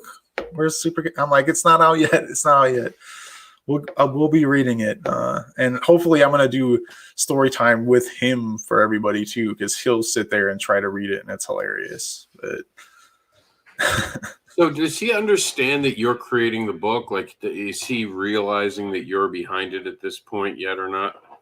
I think he does, because I talk even when we did Super Cats 1, I'm talking to him about, you know, I made this for you, and I like even put a dedication in the first page that was for him, so I read it every time we open it. And yeah, I think he understands that the series is really for him, and it's a cool thing to see your kid get excited about something that you're creating, and I'm sure you can vouch for that too. Yeah, right now on the screen, I'm sharing with you guys. Jack's watching a comic book that he's in, actually a comic book when he was younger. I created Jax the Anderson, which is now just called Jax, and he actually got to see it printed. And I'll be honest with you, the minute he got a comic in his hand, that he saw me going through all this effort and he saw me doing what I did, he fell in love with books. He has not ripped up a book since then. Do you think your child will grow up respecting creativity more? Because I know my son does now, because of the fact that he saw me start to create it like you. I called him over, I showed him parts of it, and I even told him that, hey, look, this is you, and this is Daddy, and this is your mommy, and it was a nice little story for him, you know. And I think that's awesome. Yeah, that's great. That's one of those things that I feel like people should embrace, even if you didn't create the book. Like, there's at my local library, when they do things for kids books, they always talk about the people who created them too, even to kids that you would think they might not care. But like, I think it's important to talk about that, because kids understand a lot more than people give them credit for. And you know, to see all that you go through to make something, and then you hand them that book and they light up and they're like, oh, this is for me, and it's like, it's real now. It's an amazing feeling to get there and get to sit there and read that book with your kid, and it gets you excited about reading it for other kids too, because I know there's a lot of backers that are coming back for the second book now. I've reaching out to me, and they're like, you know, the idea that this was made for them, like, to get into comics, now they're attached to it, and they're waiting for the next one. And the fact that they see another one coming out and they're getting excited about it, because they know you almost have a personal connection doing these Kickstarters and doing all of these videos, talking directly to people. It's not your kid, but the excitement that you have about the book with your kid, it shows when you talk about it on any videos, really. It's a really cool feeling. Yeah, and there is really nothing as awesome as being able to share an experience with your child, even reading a comic. Let me tell you, one of my fondest memories of me and my father are when he ironically read me the Batman issue where Robin dies. Or where technically he dies, because at the end you get to call in and vote what happens, and we all know how that turned out. But I remember it, for a while I was never a Batman fan, because that was my first exposure to it. I was like, wow, it's so dark. It's like DC Comics. I started with DC Comics, but I'll never forget that moment with my dad and him sitting there and, you know, talking to me about the whole thing and having that reading moment. So you're giving that to children at this point, and parents. Is that a heavy load to sometimes carry when you're creating? Like, wow, this is something that someone's going to be sitting down and talking to their kid with. I got to get this right. Oh man, I don't know if I necessarily feel that it's heavy. I feel like we need to pay attention to what we're making. And I tried to make these books have heart to them. It's not just silliness. I love all the cartoons that are out there and the silly ones, but I like things that have heart to them, especially if you're sitting down and exposing a kid to comic books for the first time. You want it to be more than just straight up goofiness. So, you know, putting that message in there, I feel it's a responsibility to a creator, and you've done it with yours. And I'm sure if you're continuing to make more, that's going to be something that you continue to do. You want it to be something that, you know, a kid and their family can look at that book and just be like, oh yeah, it's about, you know, it's not just cats fighting dogs. It's like, that's about cats being, you're special because you're unique. And, you know, just because I don't have a tail, or the big thing my son always remembers, it's the last line of the book is, he says it when he sees Super Cats now. It's bigger, small, orange, or gray. Super Cats will save the day.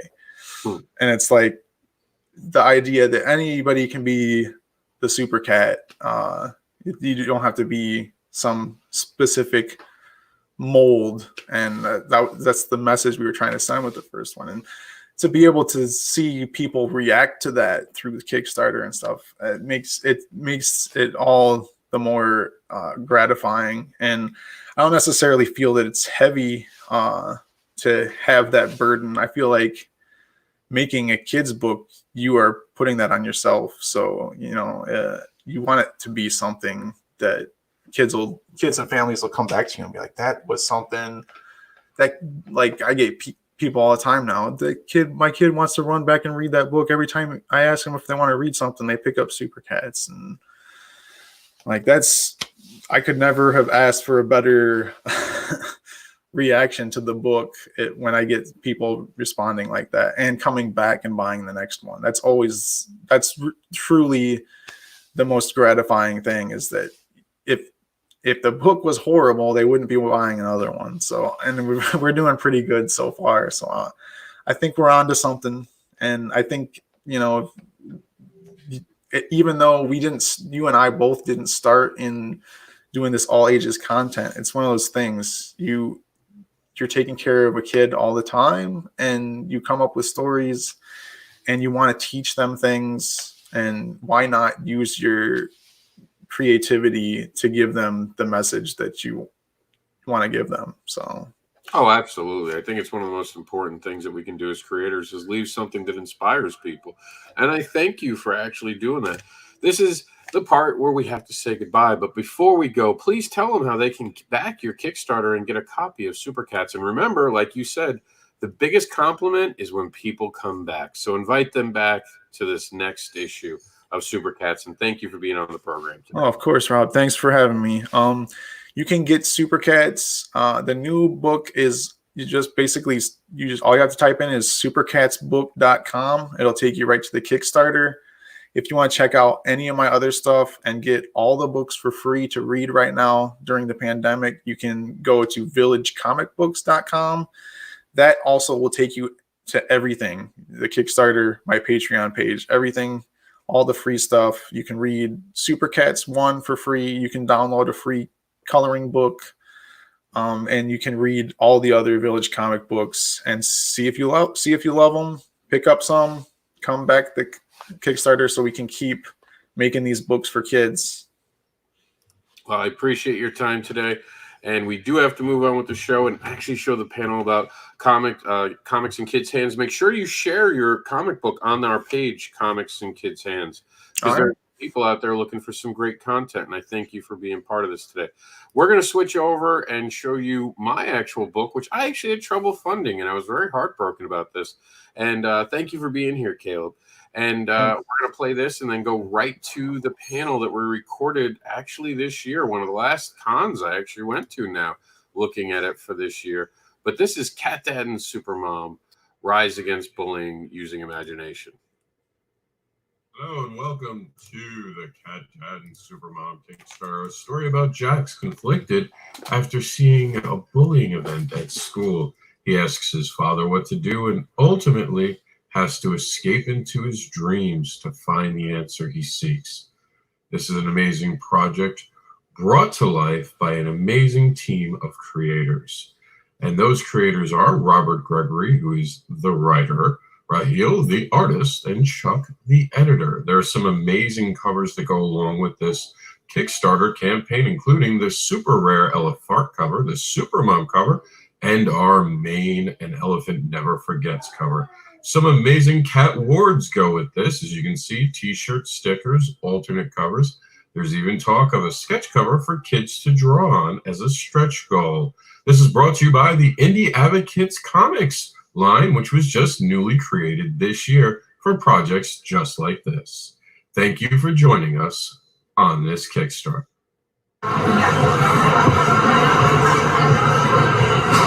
Hello there. I'm excited to talk about Cat Dad and Supermom because when you first look at this book, you already know it's going to be good, but it doesn't disappoint.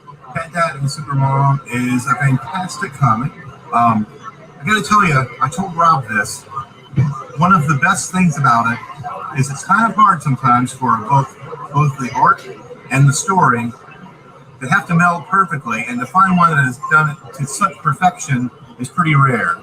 It's a fantastic story. I like the balance of both the morality tale as well as just the fun and the humor that's injected. I can't fault this book in any way. It's fantastic, and I don't often say this, but I really wish that I had written it. So definitely get this book. It's awesome.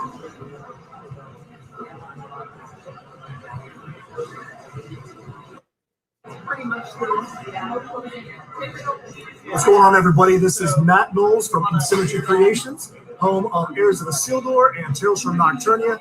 I'm here to give you a little review of Cat Dad and Supermom by the one and only Rob, Chuck, and Raheel. So Cat Dad and Supermom, I've said this many times, I think this is the best production that these guys have put out. One of the things I like about it is if you were ever a fan of things like Fairly Odd Parents, you're going to get some art in here and a style of writing that's very much like Fairly Odd Parents. That was one of the things that really caught my eye at the beginning. I think the subject matter is good. It's something that is written so that a kid could enjoy it, but an adult is definitely going to get it. So it's an all ages book.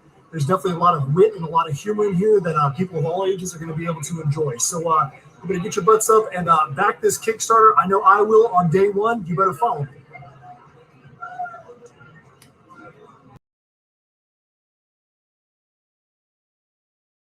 And we're going to head over to our site right now, Comics in Kids' Hands.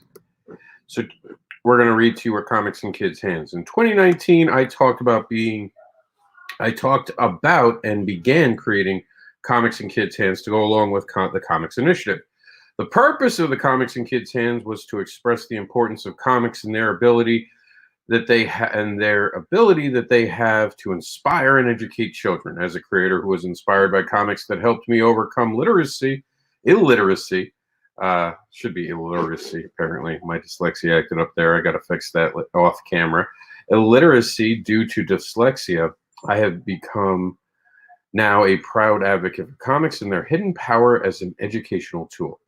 As much as I enjoyed my time with comics in the classroom, I felt this was a better way forward, so I've moved on to Comics in Kids' Hands. We, of course, welcome anyone doing panels on comics in the classroom to join with us to be part of our panels as we move forward beyond the classroom. Our hope is to inspire parents to advocate for comics and understand their power as a literary, there's the dyslexia again, publication, and no longer be seen as a dumbed-down resource of storytelling, to put it nicely. We want comic books to be seen in the proper light and as a vehicle for strong storytelling with the power to unlock imagination and even at times educate and reach children who may not learn the standard way. While the movement is in its infancy, we have a very optimistic outlook on how this will affect and help outgrow a culture that looks down on comics. Still, it instead uses them to inspire children and open their awareness about the power of creation. This is part of the Comics Initiative, and this is part of the Comic Initiative, which is something we do to help inspire people to realize the power of comics, and the Indie Advocates Network. And here's the panel we had. This was at Central Florida Comic-Con with myself, Stephanie Cannon, Heidi A. Heiss, Chrissy Rodriguez, and Nicole Joman. This was the very first panel, and so far, only panel of Comics in Kids' Hands in 2020. For the first time ever, we're going to do a panel on Comics in Kids' Hands. We're going to go ahead and start right now by introducing the panel. We'll start from your left, my right. So go. Okay, that's me. Okay, here we go. Hi, my name's Heidi Hess, and I work for Cosmic Times. We're an independent comic book publisher out of Lake Worth. We've been around about 11 years. Background on me, I do marketing and public relations for Cosmic Times, but I'm an avid reader, and I'm an advocate for kids reading comics. It's super important. So, that's about me. My name is Christina Rodriguez. I'm the other half of Metal Ninja Studios. I'm co-founder. I do a lot with Kickstarter. I do a lot with the background side of the business, creative consultant, that kind of thing. And we just started putting out our first book last year. I'm Steph Cannon. I am one half of In Symmetry Creations. We have 3 different titles that we're working on right now. We have successfully funded 3 different Kickstarters. And we are comic writers and content creators. And I'm also mom. I have a 13-year-old and a 10-year-old. My name, for those who don't know, is Mr. Anderson. I go under Robert Gregory as I create comics for children. Today we're going to be talking about why is it important that children read comic books? Because a lot of people, even with starting this panel, we're like, well, as creators, I don't create something that has something for children. And that happens a lot. So a lot of creators feel like they can't talk to children. But I think that anyone can talk about the importance of comics in kids' hands, because kids can learn from comics. I learned to read. I'm dyslexic. Without comics and being able to go left to right with a dictionary and a comic book, I would have never learned to read, nor would I have the vocabulary I do today. You guys, what do comics mean to you? Were you into comics as a kid? When your experience, especially as parents, have you seen your children come alive with comic books? Jump in anyway. I started reading comics when I was a teen, so I got a little bit of a late start. I was never the kid that was, at 5 years old, like looking at comics. But once I started reading them, I fell in love. Batman and Superman were kind of my first things that I really got into. But I wanted to be a writer since I was 10. I submitted a story to it was like a short story contest for Halloween. It was like scary stories when I was like 10 to the local newspaper, and I won. And ever since then, I just wanted to be a writer. So that part of it has always been inherent in me. But it's fun now being a comic writer and being able to introduce my kids at a much younger age than I ever was, because they're going to get a different appreciation than I was as an almost adult by the time I was reading comics. So I didn't really start reading comics until my 20s.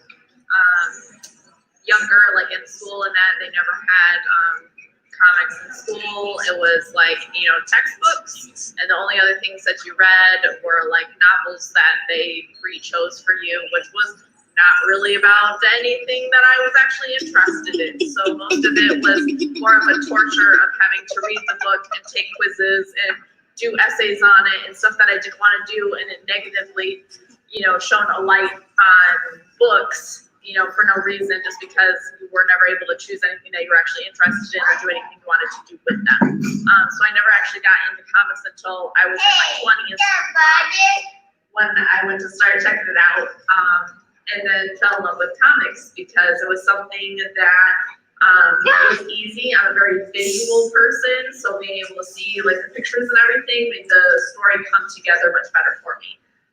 Since then, since being in comics, I've actually gotten back into reading different novels and that kind of stuff.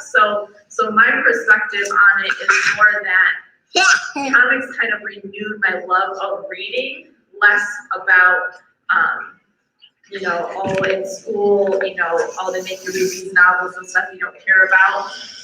I used comics to kind of re-energize reading, period, not just reading comics, but reading anything. So I started reading comics and then started reading novels also. I've always read a lot. I like to read.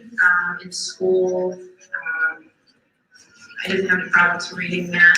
Really not math issue for me. Anyways, but I love to read. It wasn't really until high school. There was a friend of mine that was really into comics and was like, I'm going to the comic shop today to pick up the new issue. Do you want to go? And I'm like, comics? I was like, all right, I'll tag along. It's fine. And he introduced me to Wolverine and Spawn. And from there, it's always kind of been interesting, and I've always really enjoyed the visual storytelling that comes along with it.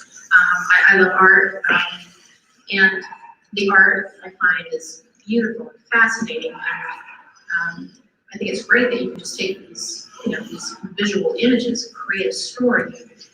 And I just love that. I've always loved that. And then it wasn't really until my kids got into elementary school and the graphic novels. Graphic novels were everything.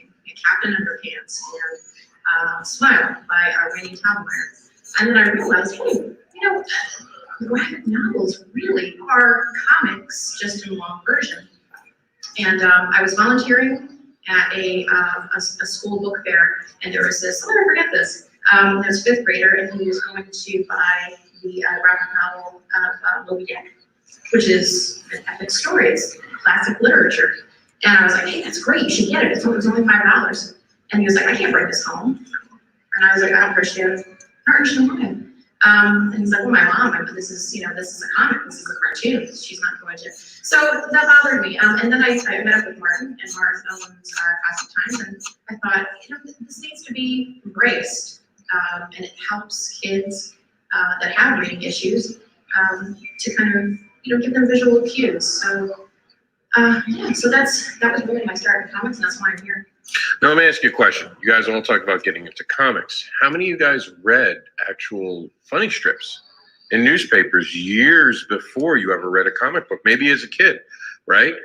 I know before I could read, I used to look at the imagery. And sometimes I could get the joke from the imagery. And I remember not being able to read the imagery.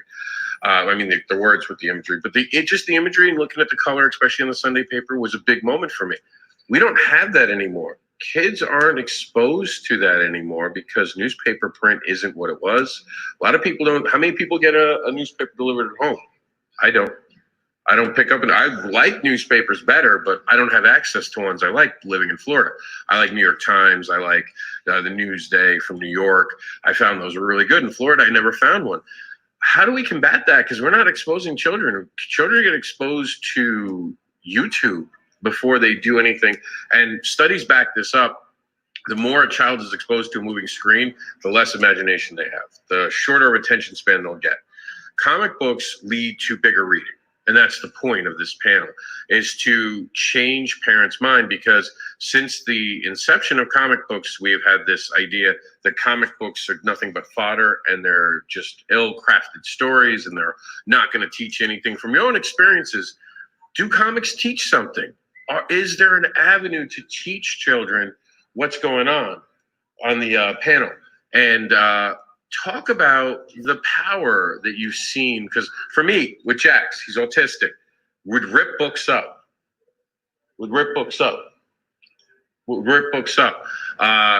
just tear them up, didn't care about them. And we have Nicole joining us. We'll let you introduce yourself before we do this. Nicole is joining us from Comics in the Classroom. She'll have the panel later today. Talk to me about that, because with him, when he was autistic, I gave him a book, ripped it up, made a comic book that was with him in it. He sat down, saw him, identified with it, now treasures books. Can't read yet, but he loves it. He tries to follow the imagery. Comics are teaching an autistic kid, and it's more common than you realize. And we talk about cave paintings. This is how far back visual imagery, our ability to draw went before language. So talk to me about the importance. That's really what I want to discuss. And Nicole, go ahead and introduce yourself. So my name is Nicole Jobin. I'm a 15-year educator here in Fulton County. And I first started using comics with my ESOL kids, but it kind of grew into having them on the shelves in my regular ed classroom and talking just about comics with my kids, and they started reading them on their own. And then just recently started to put into practice using them as part of the curriculum. So. And what time's your panel? 12:45.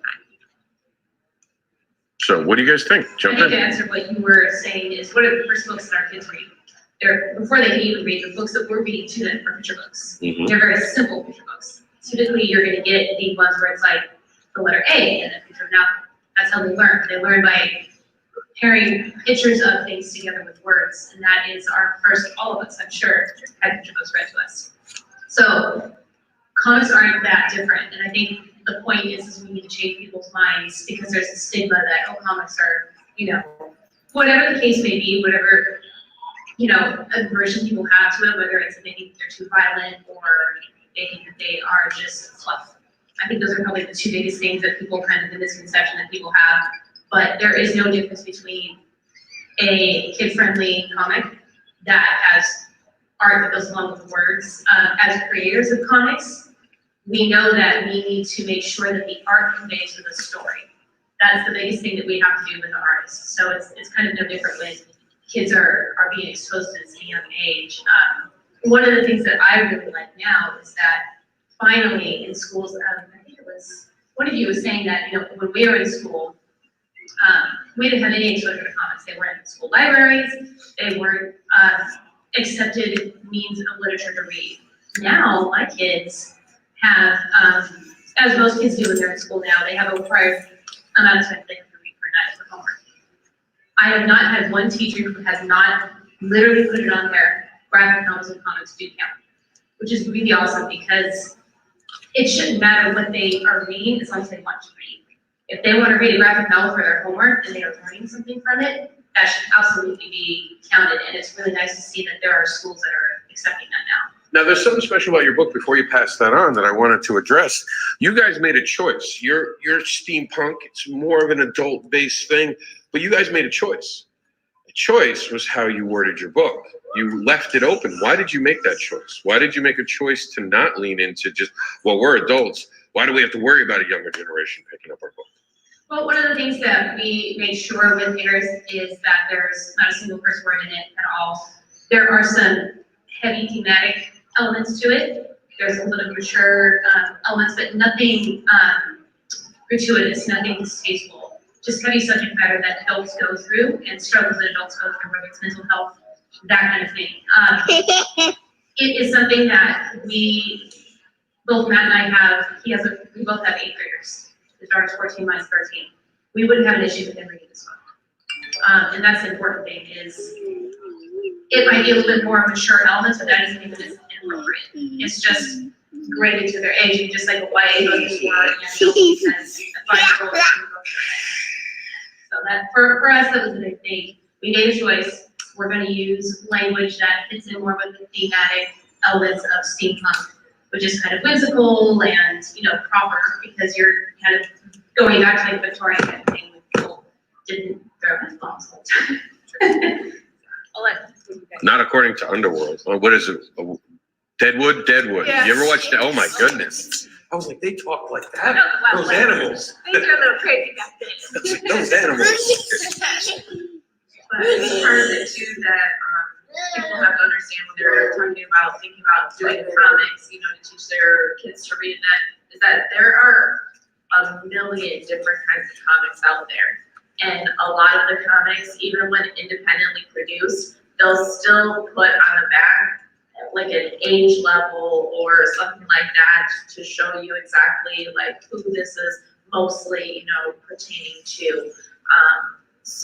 But there's everything from small children, comic books, all the way up to adults and everything in between. And all you have to do is actually, take a little bit of time and just research it a little bit. There's going to be something for any age group, for any child at any level that you have. And even, dyslexic or autistic or anything like that, there's going to be books catered specifically to those people. And in some instances, those catered books might actually be better for them than whatever the required material is that a lot of classrooms, are currently like setting their standards at. Some kids are more visual learners. This is going to help them, be able to follow the story and see it visually, where reading, just a textbook or a novel or something like that is not going to give them, they're going to struggle a lot harder. And I can attest to that, like comics, having that imagery there, having that inspiration. And I started with a cartoon. A cartoon of the X-Men inspired me to actually pick up regular comic books. There goes the crazy monkey. And I was forced myself to sit with a dictionary and an actual book and learn to read that way. That was the power of comic books. Until that moment, nothing inspired me. Comics inspire people, don't they, Heidi? Do comics inspire people? Yeah, right? Absolutely. Absolutely. I mean, just at the very basic level, you have the superheroes, and superheroes inspire us to be better people. I mean, look at Superman. I mean, if Superman doesn't inspire you to be a better person, I don't know what does. Speaking to the learning and bringing it into the classroom, Martin and I, we were past 2 or 3 years down at the Miami Book Fair. Miami Book Fair is actually really trying really hard to incorporate comics and graphic novels. And we had the pleasure of meeting Nate Powell. Nate Powell did an Eisner-winning graphic novel series called March about the civil rights movement. So can these books be incorporated into classroom? Yes, absolutely. The great thing about comics, initially when I started, I was thinking, it's a little reading, it's specifically for entertainment. But Cosmic Times does a whole series, not for kids, I might add, called Decisions that tackles some really hard choices, some really tough problems, not for kids. But it's easily one of the best things that we've written. It's amazing, it's fantastic. But graphic novels, comics can be whatever you want. So if the schools are saying, and I think it's really the schools that you have to get behind it, maybe even more importantly than that, like Palm Beach County School Board, getting them to get behind it and see the value in graphic novels and to see the value in comics. That's the important part. You can go ahead and talk to teachers, you can talk to schools, you can talk to principals, but unless you have the school systems behind it, nothing's going to happen. But I think it goes deeper than that. I think that it's not just the school systems, it's society. Because, and I say this when I was in comics in the classroom, you don't have a PTA behind you, God bless you. You don't have a PTA behind you, you ain't doing nothing in school. The PTA will stop anything. And right now, thanks to the Comics Code, thanks to that whole debacle that happened decades ago, comics are still considered to be something that makes children delinquents, which every study has shown completely wrong. People have now know there are Harvard studies that prove comics inspire. Like you said, we can talk about morals. We're in a lot of ways more of a modern day Bible for people than the Bible is, because a lot of people can't read the Bible because they say it's outdated. They don't understand the references. But comic books, I mean, you think about it, and it's been said a million times, Jesus is Superman. It is just the truth. He's a savior. He's someone who's trying to do everything. And when he died for the people the way he did, that was a big moment in comics. And all that power is happening, and yet you still have parents who are like, don't pick up a comic, it'll make you stupid. How do we get past that? How do we educate? Because we have to educate the adults to get the children into it. Because parents will literally hand a kid a YouTube device, like a phone or something, and say, go on YouTube, I don't care. And they're watching. I've had to take YouTube away from him and teach him at 4, he's not allowed to watch certain movies because YouTube doesn't flag a damn thing. You will see them curse and use horrible language that I stopped in the middle of it and was like, oh my God, give me your phone right now. You're not allowed to. And I deleted YouTube. I was so upset that he'd found this. And he found it from kids' cartoons. We'll give that to our kids, but we won't give them a comic book. Where are we going wrong as creators? How do we invite parents back into it and be like, guys, if you never read them, you were mistaken. You don't know the history of comics, because comics weren't always tights and capes, and they still aren't just tights and capes. And even tights and capes teach morals. You know, I think if you take a look at the comics that are out today, if I walk into the Tate's comic shop with my kids, I can't let them just go to the new releases and pick out anything. I have to be real careful, because the content that's in there may not be something that I think as a parent is appropriate. So I think if you want to get parents on board, I think parents are on board with graphic novels. Kids are coming home with Rainy Talmeyer, Remember Pants, all of that, and kids read that. And I think parents and educators are starting to understand the value of that. More importantly, I think if you want them to come to the comic shops, you want them to embrace comics again, and this is going to be an unpopular opinion, I'm sorry, I think there needs to be a grading system, just like we have with movies. I don't mind a grading, honestly, as long as it's not a comics code, I'm okay with the grading system. Because it proved that in video games, it did not affect sales. And on television, it doesn't affect it because it's still a parent's choice. A comics code takes choice away, because then it enforces policies to just be published. And if you're not comics code, shops won't pick you up. So that's the difference for me. What do you think, Chrissy? God bless you. God bless you. That there should be a rating system and make it a lot easier for parents, teachers, whoever's gonna, pick up anything to give to anybody for a specific person. You have to have a rating, make it easy for them, because that's one of the things, convenience. People don't want to have to spend a whole lot of time looking into something. They don't want to have to buy the book, read the whole thing, decide if it's okay for their kid or not in order to give it to them. They want to be able to just look at the back, see what the grading scale is, or see what the rating is for it, and be able to give it to their kid, trusting that someone or an organization has already done that work for them.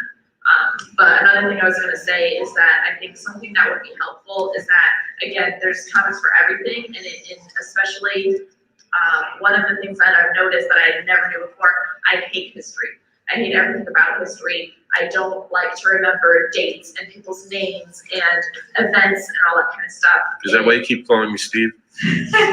It's never been something of interest. It's never been something that I wanted to pay a lot of attention to. So in school, I did, what I had to in order to pass, and that was it. Did any of it stick? Absolutely not. But nowadays, now that I've seen the comics and everything, there are comics for everything. There are comics about presidents. There's comics about every event that you could think of that's ever happened, about different populations of people, about anything. So if your child is having a hard time with history, I absolutely recommend a comic, a graphic novel, whatever it is, about any of those events or any of those people, because seeing the imagery and getting the story that way is a totally different input than just reading something about it. It's so much more interesting. It puts so much more information to it. It's so much easier to remember. So I think that's something that if you just give it a try, let your kid just read it, and see how much information they're able to retain versus what they were able to retain without that. That's a very good point. What do you think? What do we got going on, Steph? The great thing about indie comics is there is rating system. A lot of publishers do use rating system. Publishers, not individual creators, just to be clear, because a lot of indie creators don't. I know for a fact. I don't. I tell verbally, but I don't want them walking away thinking we're all doing it. Right. Just for a record, she's right. Publishers, indie publishers. Publishers do. So my point was that there is, I think a lot of people think comics, they think Marvel and DC. They think Superman and Avengers because that's what we're exposed to in the movie theaters. But when you come here and you walk the aisles, you see that there's a lot of independent comic creators. And whether it is written on the back of the book or not, most independent creators should be able to say in 2 seconds whether or not it's appropriate for a kid, and if they can't, then they shouldn't be creating comics. We can easily use the video game rating system. Any of us can tell you it's rated T for teen. I mean, it's whether it's written on the back of the book or not, there's an inherent system that comes with indie comics that you can go up and you can say, when we have a family that comes up, we're going to be able to say, hey, it's not appropriate for a 5-year-old, it's appropriate for a 15-year-old. Well, how do you get to that? Actually, that's an interesting question, because I have a kid's book. I thought it was G. My sister flips through it and says that it would be a PG. And I was like, why? She's like, because there's a point where I make a character have a cat suit on suddenly. And there's always the joke in comics how tight the outfits are. So the character goes like that to try to show it's a tight outfit. And she said that would get me a PG. So who's in charge of those rules then? Well, it's subjective, and that's I think in entertainment, anything that's created, unless you are a movie going through NDAA, is going to be subjective. What might be inappropriate for me and my kids could be completely different for somebody who has kids the same age as mine. And I think you don't even need to be a parent to know that. I think as adults, we know that everybody's going to have different threshold, and that's why we don't just say, oh no, it's not for them. We say, okay, well, we expand upon it a little bit. There's no cursing, but there might be some heavy subject matter. We're talking about depression or maybe domestic violence.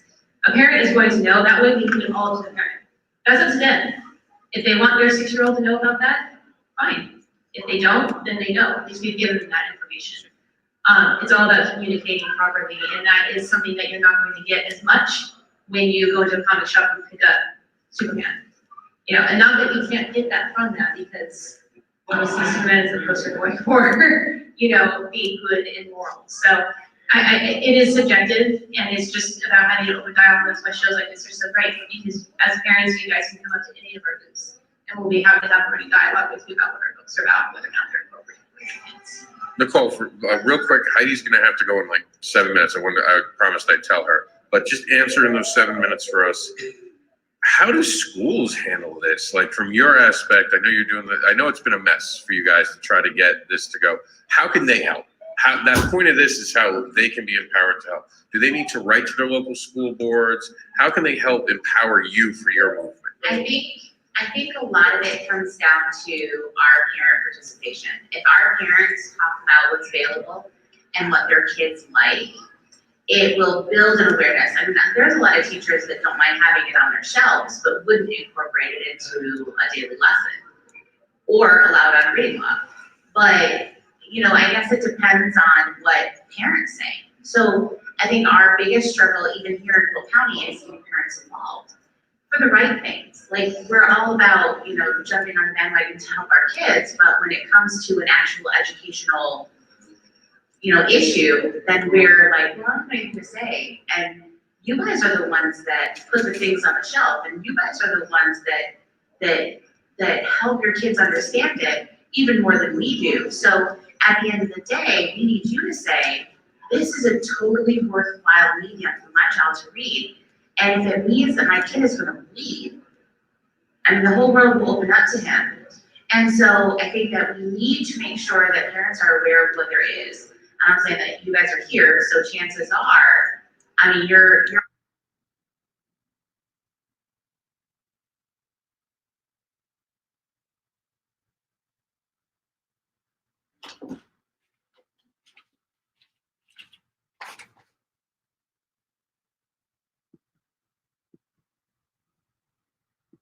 the Messiah, you know, he's the savior, but, you know, Captain America and Marvel and superheroes are everything that humans can be. It's the best that a human can be, the best that we can be as people.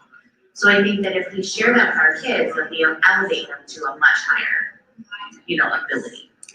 Now we have from Chuck from the Before You Go, because this one actually pertains to you. Chuck asks, long-time listener, first-time caller. This is from Facebook Live. What are some comics that you would suggest for a 10-year-old girl wanting to get into comics? And I think that's a good one because not to sound like, you know, the whole gender thing, but girls inherently, for the most part, are into different things than boys. You can give boy a superhero outfit. DC tried to do superhero girls, and it failed miserably. They had to pull it off. So clearly, DC doesn't know how to tap into it. So as a panel full of women, what would you suggest to a 10-year-old girl who's interested in comics and wants to dip her feet in? So we'll give it to Heidi and also tell them where your table is because you got to go. Sure, I should do. Let me see. 10-year-old girls. Well, obviously, I'm going to recommend Cosmic Times. Sugar Boogers is great. A little young, but it's like a Pixar movie. It's really fun for everybody. It's a lot of fun. Also, Deep Space Tragedy. Shameless plug. A teenage robot rock band on the run. As far as things that you can get nationally, Amethyst is coming out. I'm pretty excited about that. I don't know if anybody else. Looks fantastic. My daughter read Lady Mechanica and actually really enjoyed Lady Mechanica. 10-year-old for that? That wasn't bad. Okay. I didn't read it. That's why I'm asking. Yeah. Being a mom, you'd know better. The illustrations are beautiful. And I mean, there's some heavy stuff in there. But again, she's in the 8th grade. So do I want her, reading Twilight or, but I thought that was fine. I'm trying to think what else. So, Chrissy, Dust County Chronicles for 10-year-olds? What do we got? Thank you for having me. So, are we getting Dust County Chronicles, or do you have something else to suggest? No, not Dust County. Sorry. Isn't there like a Cat Dad book or something around? There's a Cat Dad book. Also, what I would suggest though is listen to your child. Yeah. What is your child into? What shows does she like? Because almost every show that's out there, there's a comic to go along with it. There's picture books, there's comics, there's graphic novels for almost like every cartoon, every TV show, so that's the easiest way to try to get, especially children when they're very young, to get them into comics. Start with something that they already like. Start with something that's already their favorite thing that's on TV or their favorite cartoon or something like that. Then start giving them, the comics or the graphic novels of that and build off of that. It's the easiest way to get them started. Something that they're already, that they're already interested in. Yeah, and Varying Grant from Facebook says, it's funny, when I was in elementary school, back in the late 80s and 90s, comics were banned at school. And I remember that. I used to have to hide my comic books and because I was reading them like on the low. And my reading score went from like, I should have been in kindergarten when I was in junior high to college level in 1 year because of comic books, but they're banned. You're not allowed to read them, don't read them. So he said they were banned at school, to now seeing a 9-year-old son being able to buy and borrow comics and paper trade backs from the school library. How cool is that, though? That's a progression. That is true. Comics are now in a school library. We still have the parents telling us. So we can get that 10-year-old to grow up with comics. So I said this today. The problem we have right now in comics is that my generation grew up on comics. Your generations grew up on comics. This new generation that's just turning 20 is like, what's a comic? They're learning about it from a movie. They're learning about it from the Avengers. So how can we get that 10-year-old book? What do you got? What do you got that we can? Well, I was gonna say too, the great thing is Scholastic Book Fairs. Anybody that goes to book fair, you probably remember as kids wanting the book fair. Yeah, there's actually a comic and graphic novel section of the Scholastic Book Fairs now, which is great because more so probably than going to the library, kids love going to the book fair because they have the money, they can spend it on stuff. So we are seeing that now. And I think that what Rob pointed out is there's like this little gap in the generation where they're like, what's a comic, you know? We're lucky as parents with younger kids. You guys are all lucky because your kids are gonna have more opportunity than we had, which is great, which is awesome. As far as the 10-year-old girl, I think what Christy said was almost exactly what I was gonna say. Disney has comics, IDW prints Disney comics, so any movie or show that they're into, any subject matter that they're into, you can pretty much find. If you go to a comic shop for a show like this, you're gonna find it. Airs is steampunk. It's very whimsical. It is what we typically say. It's preteen. So 10 could be right there because 10, yeah, it's 10-year-olds are reading Harry Potter and they're now reading Twilight. And I would say that it's no different. In fact, it's Well, I've read does not have what Twilight has. That's what I'm saying. Like I've read it, and for the most part, I haven't gotten through the trade, but it's on my PDF file. Yeah. I'll get there. So how many pages? 260 Yeah, pages. that's a mountain. That's a mountain. I have to plan that one day. That's what it is. So the great thing about Airs is that it's about different people from different walks of life and how they struggle to fit in. So wait, you're saying that comic books could actually teach people about different societies, all while staying at home? Wow. Amazing Who knew? concept, right? Yeah, we have characters that are literally coming from different eras, different times, but they all have one thing in common, and that's either they're trying to find themselves or they are struggling. They've been bullied. They've been, have had, been accused of things that they didn't do, and that is something very important for our kids to learn. Bullying is a big issue. We don't even need to get into that. I don't think we all know that bullying is an issue, and we can touch on that. You mean like morals can be taught through comics? Morals can be taught through comics in a different place other than superheroes. That's not to say we're not saying that superheroes. No. If your kid wants to read a superhero book, by all means, they absolutely should. Not Deadpool.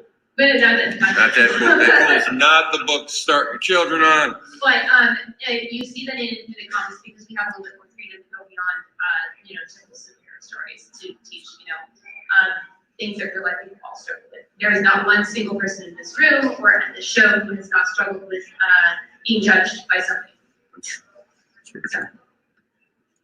What about you, Nicole? What do we got? How do we get a 10-year-old? What do you got? Because you're a teacher. How do we get that 10-year-old? We need that 10-year-old because that 10-year-old, she's going to be a popular girl. She's going to tell all her friends. We're going to get hundreds of readers. So you're it. How do we get those hundreds of readers? No pressure. So Scholastic is huge, like I said, or like Heidi said, and everybody on the panel is talking about Scholastic, but Scholastic does have a section, and they are doing a lot more to work with girls. So I cannot think of the author's name, but she does a whole line, and it's the one of them is called Smile, and the other is called Sisters, and it's the cover because there's a smiley face on it, and one of them has braces, and so books like that talk about the coming of age. Ms. Marvel, the newest adaptation, No Normal, is pretty good because it talks about being completely different from the entire society. Not only does she have a superpower, but she's also a Pakistani girl.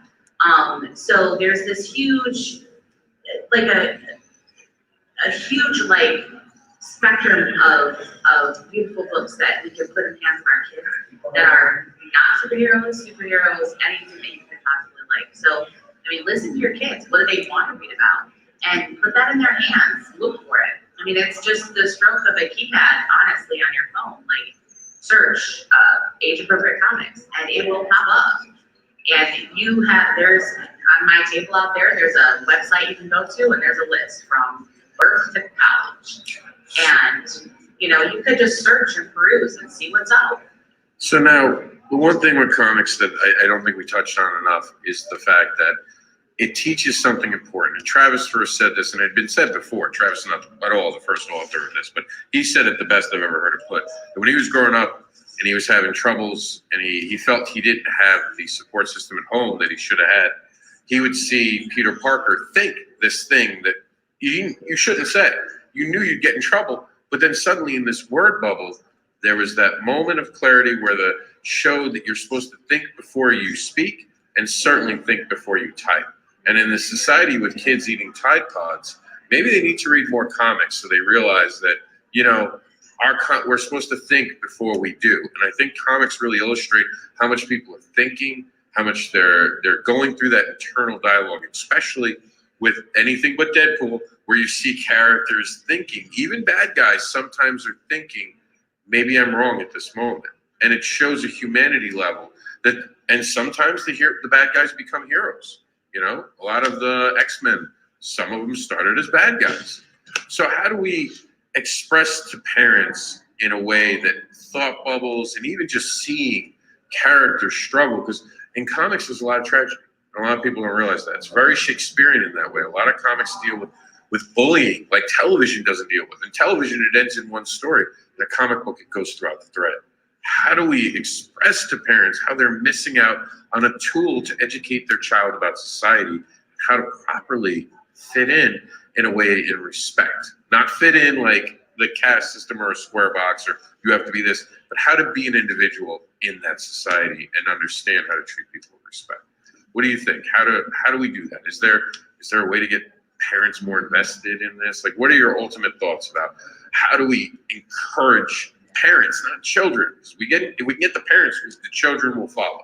Because a parent can take a kid to a store, say, look around, find what's yours. Take them to a comic book shop. There's always something. Every child will find one thing that calls them. Might be a technical manual, might be about a robot and how they built it, you know, or it could be My Little Ponies. You know, there's always something in a comic book shop. So in closing, this is our last 10 minutes, everyone. How do we go forward from here? We're starting this. This is our first time in this panel. How do we get to where we want, where we're encouraging parents and children to be more active in comic books? I think everybody needs to put the device down and need to seek out the other way. Well, in fairness, comics are available on devices. But I'm saying that if you have a device in your hand, that's not the first thing you do. No. And I'm just as guilty as anybody else. So if we put the device down and we go to the bookstore and we go to the library and we go to shows like this where we're immersed in it, then we start to see what's out there. And if we do that, then we also teach our kids that there's more to our lives and more to our society than just what we can hold in the palm of our hands. You know, like we have to teach our kids that there's a way to use it and a way not to. And so I think that we have to realize that our kids are going to see what's there and they're going to copy what we do. So if we're stuck in our phones, they're going to be stuck in the phone. And if we go to the bookstore, we go to shows like this and they're meeting people and they're talking about books and they're seeing new things, then they're going to continue to do that and they're going to seek it out.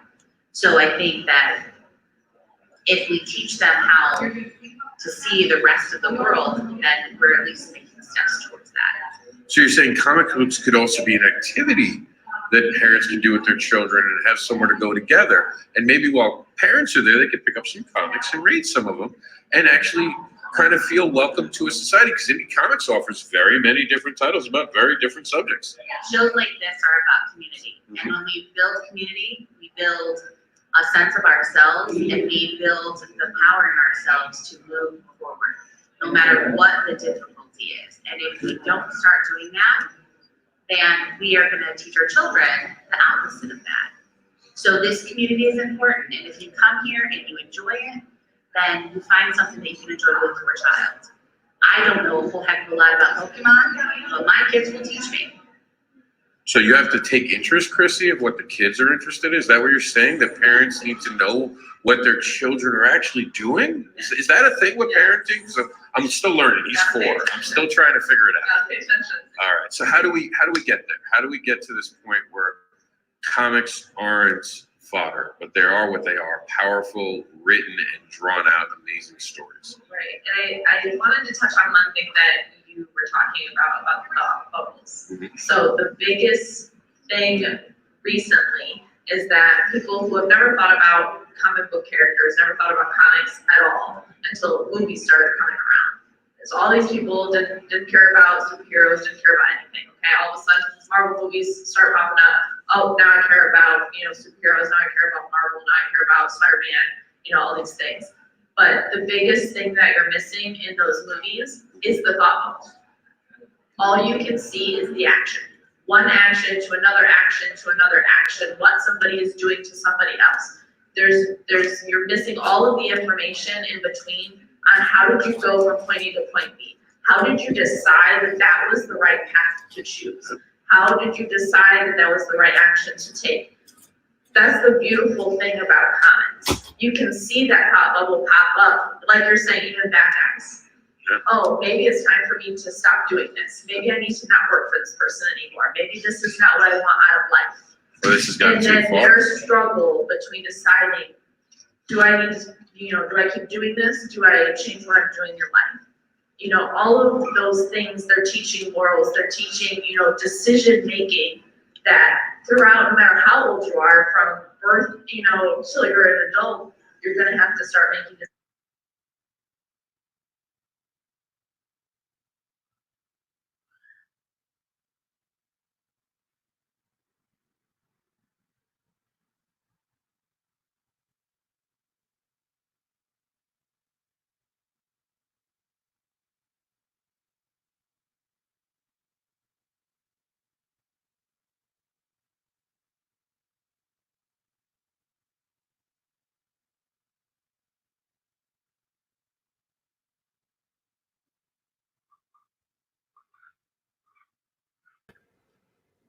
Hey everybody, just give me 1 second to see what happened with the video. It might have actually just ended. We're just about that point. So bear with me 1 second. We're going to remove my alter ego from over here. Jax just needed a shower suddenly. So what we're going to do is we're going to distract you guys with something else. And let me see what I got for you guys that I can currently distract you with. Ooh, you know what we'll do?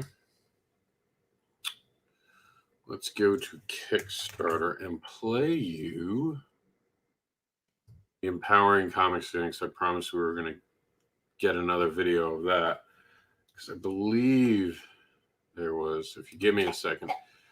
Sorry, technical difficulties, they happen. And then little boys suddenly need showers. That happens too.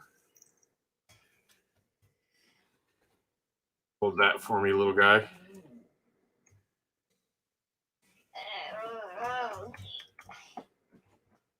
Okay. Call it up now. Add to stream. There we go. You create. Let me see if they had a different video. Sometimes Kickstarters have a secondary one. They do not for this one, but that's okay. We're going to play this again. Victor, take it away from me. Okay, done. Need my keys and hey, hi! I'm Victor Dandridge, the hardest working man in comics. You literally just caught me on my way out to start talking about my You Create Comics line. Actually, since you're here, can I start with you?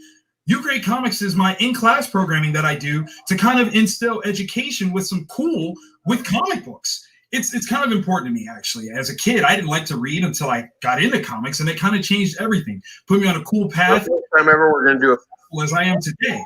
So I think I want to give back a bit, I'm really kind of starting with my hometown and trying to make sure that, kids in Columbus, Ohio have an opportunity, much like I did, to explore comics and see how that impacts their education and their potential future and earnings out here in the world. So, I could really use your help with that.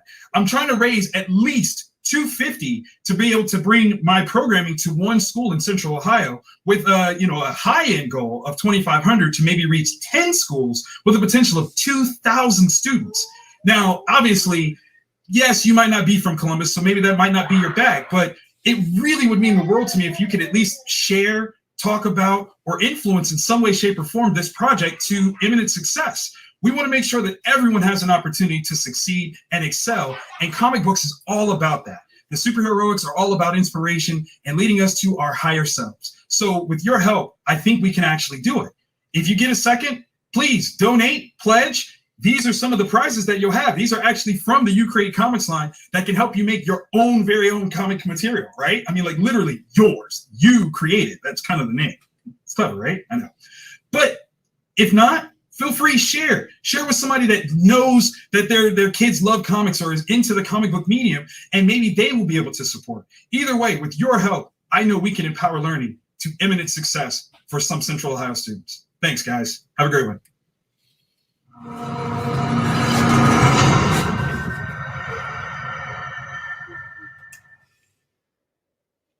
There is honestly no experience in life like being a parent. And, you know, I wouldn't trade it for the world. I love being a parent. I love my little boy. And he throws some curveballs to me, don't get me wrong. In the middle of doing this, I have to stop because suddenly he needs a shower because he's gotten himself into a mess. And I've had to do that at shows. He's traveled with me to a lot of these shows. And we've been kind of buddies on the road. So it's important to me that there's content for my son out there in the world so he can explore comic books and be a fan. And even be part of this journey as me as a creator. So he can be on the shows with me. And then Jack's your book. Jax, there's the timer when the video should have gone off. I guess at the point it paused, it was an issue. See, this is Jaxie, right? Is that Jax? Can you say Jax? Can you say comic book, Jax? Say comic book. It's right. You can go read the comic book. So he's going to go read the comic book. And Echo, cancel.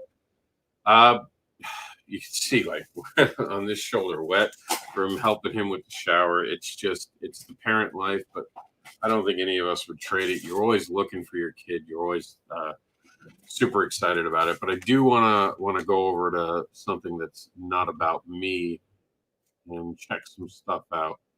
And one of the things I want to check out, and I want you guys' opinion on this, to be honest with you. So I kickstarted Cat Dad and Supermom, and I don't know why I didn't get the backing I needed. I only asked for $1,000. I thought we would have gotten it. Did not get it. So I'm asking you guys, take a look at this video and give me feedback. And at the end of it, I have an offer for all of you guys that is pretty cool. So here is, oh, there we go. Here's the video. Hello and welcome to the Cat Dad and Supermom Kickstarter, a story about Jax conflicted after seeing a bullying event at school. He asks his father what to do and ultimately has to escape into his dreams to find the answer he seeks. This is an amazing project brought to life by an amazing team of creators. And those creators are Robert Gregory, who is the writer, Raheel, the artist, and Chuck, the editor. There are some amazing covers that go along with this Kickstarter campaign, including the super rare Ella Fark cover, the Supermom cover, and our main An Elephant Never Forgets cover. Some amazing cat wards go with this. As you can see, t-shirts, stickers, alternate covers. There's even talk of a sketch cover for kids to draw on as a stretch goal. This is brought to you by the Indie Advocates Comics line, which was just newly created this year for projects just like this. Thank you for joining us on this Kickstarter. And since then, I didn't let not funding stop anything we were doing. It's just not my speed. So what I did is I put out a book. We had an original preview book, did not have the ending it does now. We have a brand new ending, and you guys can see completely done book. And we remastered Jax the Anderson, got rid of the Anderson part, and because I no longer write under Mr. Anderson for comic books for kids and all ages, I do it instead under Robert Gregory, which is actually my legal name. So I really didn't pick anything that's not my name. My middle name is Gregory. And Jax, what makes a superhero? And of course, you can't say superhero anymore. Thank you, Marvel and DC. So we use superhero. And you notice it's cool flip books. So that means in the center, you have to flip to read the two books. And You guys can see some of the great art of Dave Brown. By the way, I do want to check out Dave Brown's stuff. So here's the offer. You want to read Jack's What Makes a Superhero? It is actually live on our site, Comics in Kids' Hands, which you can find by going to Facebook right now. And when you go to Facebook after this video, of course, finish watching me talk and finish this video today. But if you go there and you just go and look, there is a link that you can get for free. That's it.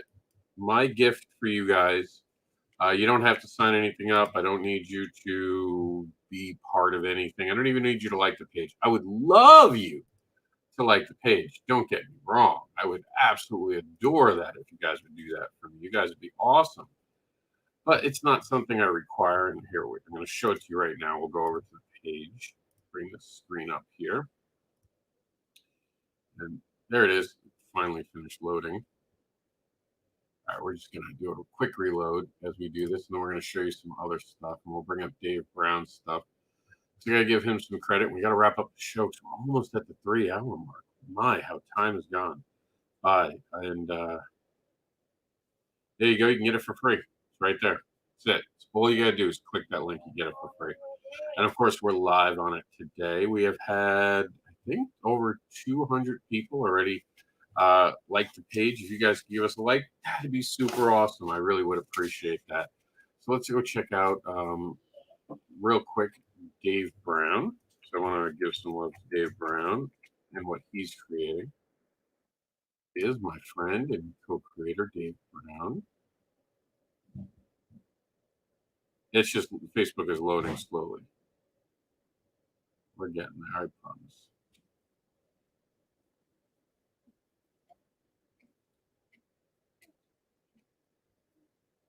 All right, so there's some of Dave's art, and yeah, I'll show you a picture for him. There's Dave Brown.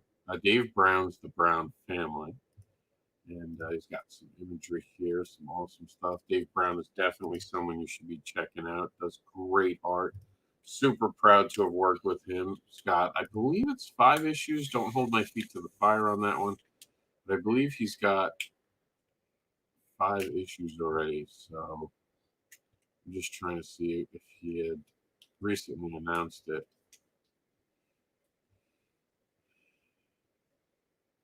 Let me see. I'm not seeing it. There we go. The virus attacks. Oh no. Not cool. Not cool at all.